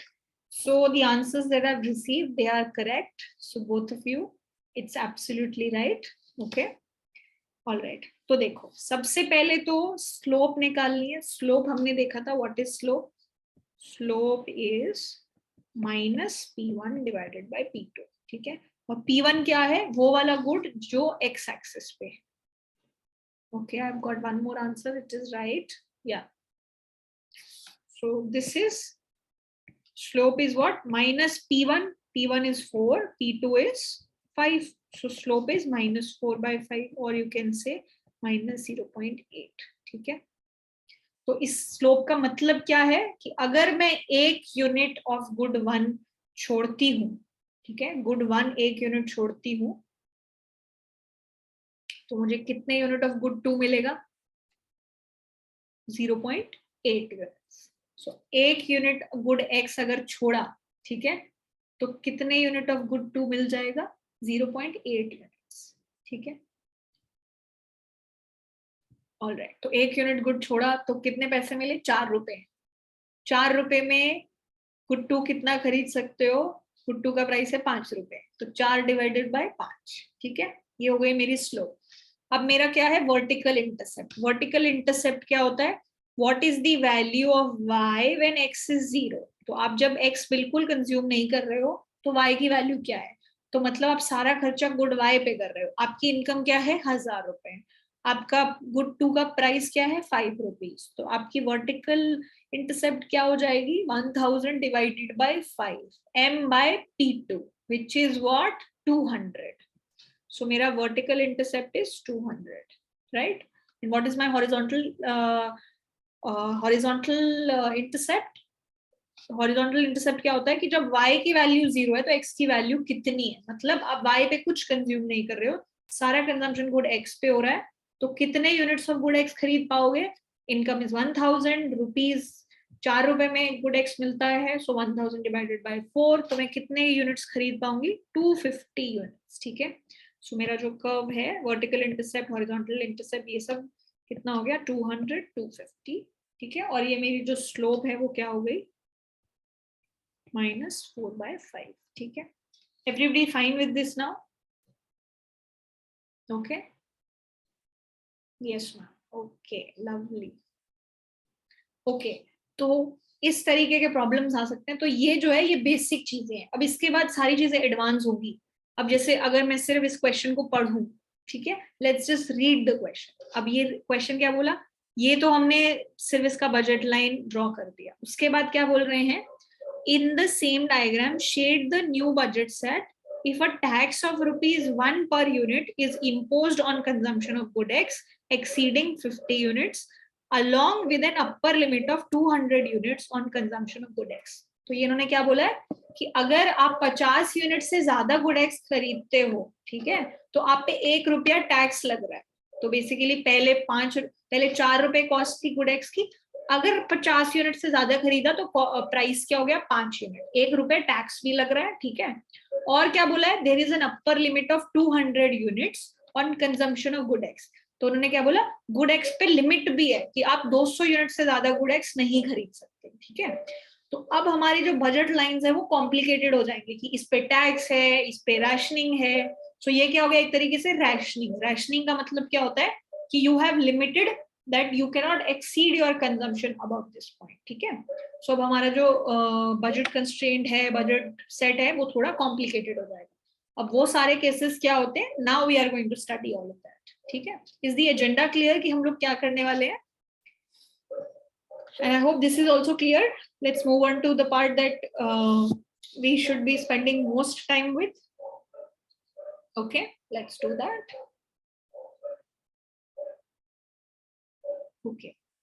So अब हम लोग पढ़ना चाहते हैं कि what happens to prices when there are taxes, when there is subsidy, and when there is rationing. ठीक है, आज के लिए हम लोग क्या करेंगे, हम टैक्सेस क्या क्या तरीके से लग सकते हैं वो देखेंगे, सब्सिडीज क्या क्या तरीके से लग सकते हैं वो देखेंगे, रैशनिंग का मतलब क्या होता है ये देखेंगे। And in our next lecture what we will do, using all these concepts, इनको प्लॉट कैसे करना है हम लोग वो करेंगे। सो जो प्रॉब्लम हमने पढ़ी थी उसको कैसे प्लॉट करें, वी विल डू दैट, ठीक है। So we will end our lecture today a little 15 minutes earlier, and we will do rest of the things in the next part of it, ठीक है। सबसे पहले अब ये देखो कि टैक्सेस, जो सब्सिडीज और रैशनिंग। टैक्स का मतलब क्या होता है कि आप कोई चीज अगर खरीद रहे हो तो उसके प्राइसेस में इंक्रीज हो रहा है, ठीक है। सब्सिडी मतलब आपको कुछ रियायत मिल रही है, you are given some money. So मान लो अगर कोई एक प्रोडक्ट है 5 रुपए का और उस पर सब्सिडी है 1 रुपए की, मतलब आपको छूट मिल रही है 1 रुपए की, ठीक है। Subsidy is reduction in the prices, taxes is increase in the prices. Rationing का मतलब क्या होता है कि आप यूनिट्स फिक्स कर दो कि मान लो जैसे फ्लाइट्स में इफ यू, मान लो आप दूसरे कंट्री से अगर आईफोन या ये सब खरीद लो तो there is a limit on how many products you can bring back home, या फिर लेट से एक टाइम पे एक आदमी को इतने ही हम प्रोडक्ट्स देंगे, उसको बोलते हैं रैशनिंग, कि आप इतना ही खरीद सकते हो, ठीक है। इवन इफ आपके पास कितने भी पैसे हो, this is you can not get more than this amount, ठीक है, उसको बोलते हैं रैशनिंग, ठीक है। अब देखो टैक्सेस किस किस तरीके के हो सकते हैं। पहला तरीका होता है क्वांटिटी टैक्स, ठीक है। सो क्वांटिटी टैक्स का मतलब क्या है? Tax on each unit of quantity purchased.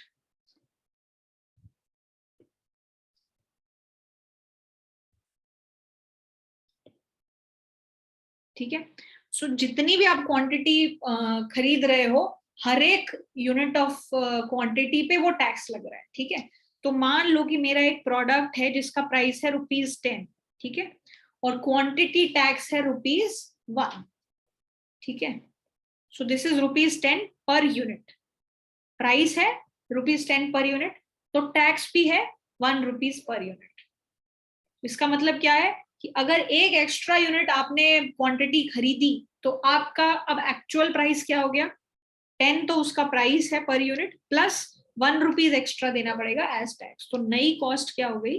₹11 per unit.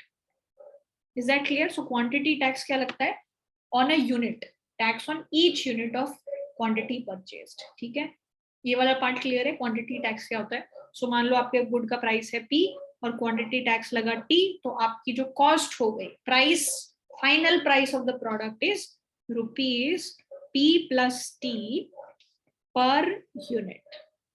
तो मान लो जैसे उस केस में क्या बोला था कि अगर 50 से ज्यादा यूनिट्स गुड एक्स की खरीद रहे हो तो आप पे ₹1 टैक्स लग रहा है एवरी यूनिट, तो वो एक क्वांटिटी टैक्स है, ठीक है।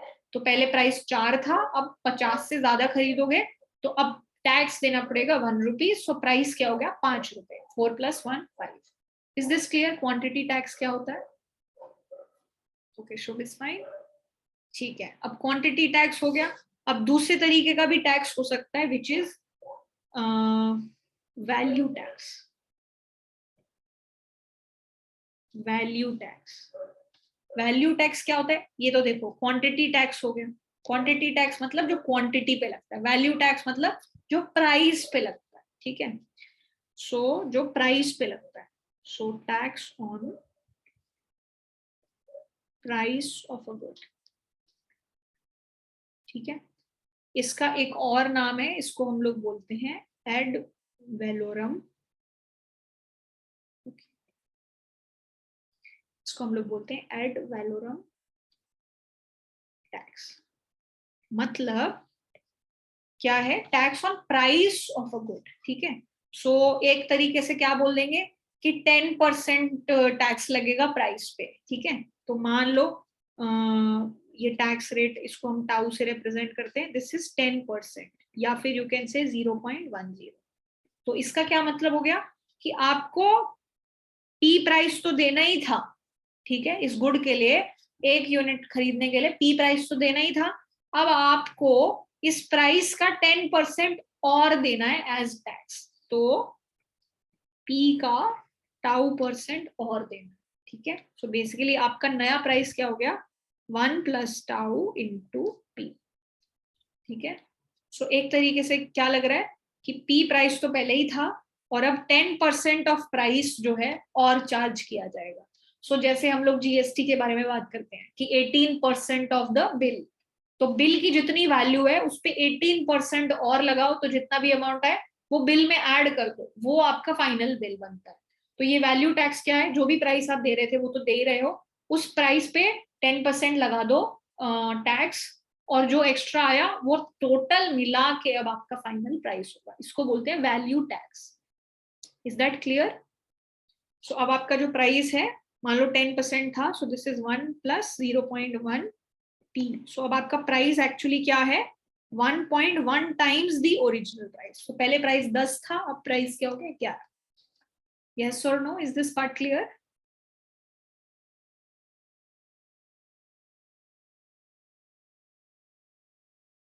Okay, an example. Okay okay, all right. So मान लो कि हम लोग क्या है, कोई पैकेज्ड फूड खरीद रहे हैं, लेट्स से मैगी खरीद रहे हैं, पैकेज्ड फूड में मैगी ही याद आई। Okay okay, I will explain Narayan, no problem, ठीक है। सो मान लो कोई नॉर्मली बोल रहा है कि मैगी का प्राइस जो है ₹10 है, ₹10 पर यूनिट, ठीक है। तो कोई बोले कि क्वांटिटी टैक्स लगा दिया मैंने, सरकार ने क्वांटिटी टैक्स लगा दिया मैगी पे, ठीक है, कि क्वांटिटी टैक्स लगा दिया ₹1 का, ₹1 का। इसका क्या मतलब हो गया कि 10 रुपए लग रहे थे 1 यूनिट खरीदने के लिए, एंड अब क्या होगा, हर यूनिट पे ₹1 आपको एक्स्ट्रा देना पड़ेगा। तो अब क्या आपका फाइनल टैक्स हो गया, लाइक फाइनल वैल्यू क्या होगी, 10 रुपए तो आप नॉर्मली दे ही रहे थे, प्लस ₹1 और दे रहे हो, जितनी भी मैगी बिक रही है एवरी सिंगल यूनिट पे you are paying ₹1। So what is the total price of the Maggi now, ₹11। Yes और नो? क्वांटिटी टैक्स का मतलब है कि आप for every single unit of quantity you are paying that tax. So ये quantity पे tax, ठीक है, कि एक क्वांटिटी खरीदी तो ₹1, 2 खरीदी तो ₹2, 3 तो 3, 4 4 ऐसे, ठीक है। एक हो गया क्वांटिटी टैक्स। दूसरा क्या हो गया, वैल्यू टैक्स। वैल्यू टैक्स में कि this is quoted as a percentage of price, this is quoted as per unit, कि 1 यूनिट पे इतना टैक्स लगेगा, और वैल्यू क्या है, 10% ऑफ प्राइस लूंगा मैं, 10% of price is my tax, 10% of price. तो जैसे जैसे आपका प्राइस चेंज हो रहा है, आपका टैक्स की वैल्यू भी चेंज हो रही है। प्राइस अगर मान लो 10 है, 10% ऑफ 10 इज ₹1, तो तब आपकी टैक्स वैल्यू क्या होगी, 1। आपका प्राइस मान लो 20 हो गया, तो आपका टैक्स वैल्यू क्या हो गया, 2। तो जैसे जैसे आपका प्राइस बदल रहा है, आपकी टैक्स वैल्यू चेंज हो रही है। और यहाँ पे क्वांटिटी टैक्स का मतलब क्या है, कि चाहे आपका प्राइस कितना भी बढ़ा लो, आप ₹20 बढ़ा लो, ₹40 बढ़ा लो, कितना भी कर लो, गवर्नमेंट सिर्फ आपसे ₹1 लेगी पर क्वांटिटी पे। और वैल्यू टैक्स में क्या हो रहा है, जैसे जैसे प्रोडक्ट का प्राइस बढ़ रहा है, you are changing how much tax you are collecting, so your tax is also getting changed as you change price. ये होगा वैल्यू टैक्स, ठीक है। Is that clear? Yes, ma'am. Okay, ठीक है। सो जैसे हमारा वैल्यू टैक्स हो गया और क्वांटिटी टैक्स हो गया, ऐसे ही हमारा क्या होता है, क्वांटिटी सब्सिडी और वैल्यू सब्सिडी, ठीक है। टैक्स में आपके प्राइसेस बढ़ जाते हैं, सब्सिडी में आपके प्राइसेस कम हो जाते हैं, ठीक है। सो सिमिलर तरीके से, तो अब आपका जैसे अब क्या हो गया, मान लो क्वांटिटी सब्सिडी है, तो क्वांटिटी सब्सिडी मतलब सब्सिडी मान लो आपको S रुपीस की मिल रही है, इसका मतलब 1 यूनिट कोई खरीद रहा है तो आपको S यूनिट की रियायत मिल रही है। सो मान लो प्राइस P था, तो अब नया प्राइस क्या होगा, P minus S per unit. Yes और नो? ये हो गया क्वांटिटी सब्सिडी। और फिर हमारा वैल्यू सब्सिडी या फिर एड वैलोरम सब्सिडी क्या होगा, कि आपका जो प्राइस है, पहले प्राइस P था, अब हम सब्सिडी कितनी दे रहे हैं, as a percentage of price. तो मान लो सब्सिडी को हम I am forgetting what do we call this, this is okay, इसको कुछ और नाम देते हैं, मान लेते हैं कि अल्फा, ठीक है। Alpha is the percentage of subsidy, sigma, okay, या सिग्मा, या थैंक यू मान्या, या दिस इज सिग्मा। मान लो सिग्मा इज द सब्सिडी, तो इसका क्या मतलब है कि अब सिग्मा टाइम्स योर प्राइस, इतने पैसे की आपको रियायत मिल जाएगी, तो आपकी फाइनल जो प्राइस होगा वो क्या होगा, P माइनस सिग्मा P, मतलब आपका फाइनल प्राइस क्या है, 1 माइनस सिग्मा टाइम्स P।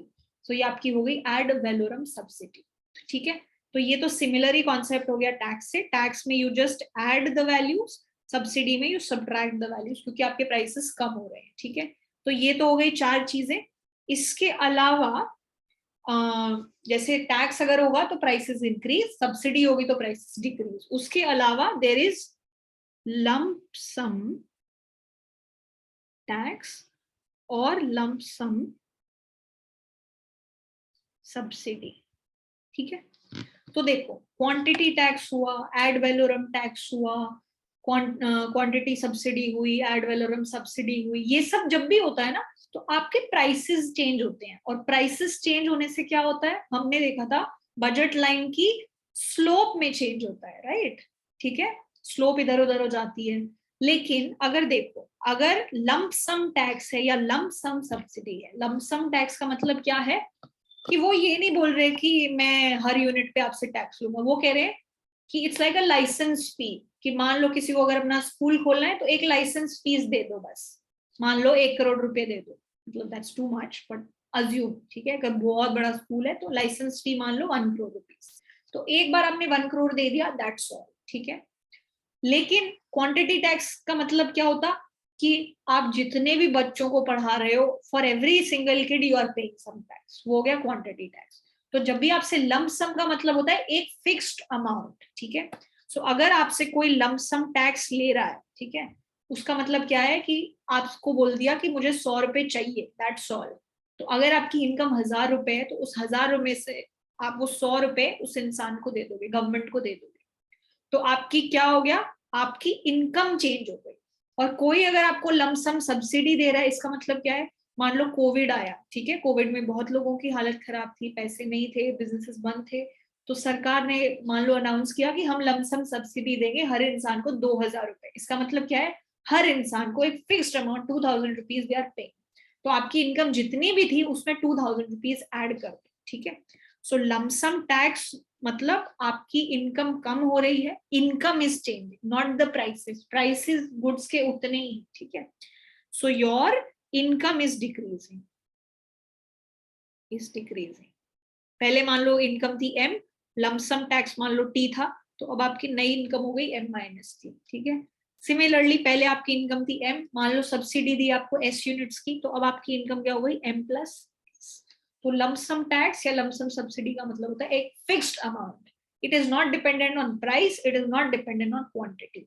तो लमसम टैक्स या लमसम सब्सिडी अगर कहीं लग रही है तो वो आपकी क्या होगा, बजट लाइन की स्लोप को अफेक्ट नहीं करेगी, आपकी बजट लाइन या तो ऊपर शिफ्ट होगी या तो नीचे शिफ्ट होगी, बेस्ड ऑन आपको टैक्स मिला है या सब्सिडी मिली है, ठीक है। इस तरीके से हमारा पूरा प्रोसेस चलता है, ठीक है। सो एंड इसके अलावा रैशनिंग होती है। रैशनिंग का मतलब है कि आप कोई भी एक गुड की क्वांटिटी को फिक्स कर दो। Ma'am I can leave the class because हमारी क्लोज हो जाती है। Yeah sure Narayan, we are also ending the class just now, ठीक है। No problem. Okay, so I'll share rest of the details with you, Narayan. You can leave. Okay, thank you so much. All right. Okay, guys. So lump sum tax, lump sum subsidy, ad valorem subsidy, quantity subsidy, quantity tax, ad valorem tax, ये सबसे क्या क्या होगा budget constraint पे। और rationing का मतलब क्या होता है कि we okay, just a minute, ma'am, details with me too. Yeah, guys, I will share the details with everybody, but I think Narayan was leaving. उनकी मेस क्लोज हो जाती है, या so he's going to have food, so I'll share details with everybody. No worries. Okay, all right.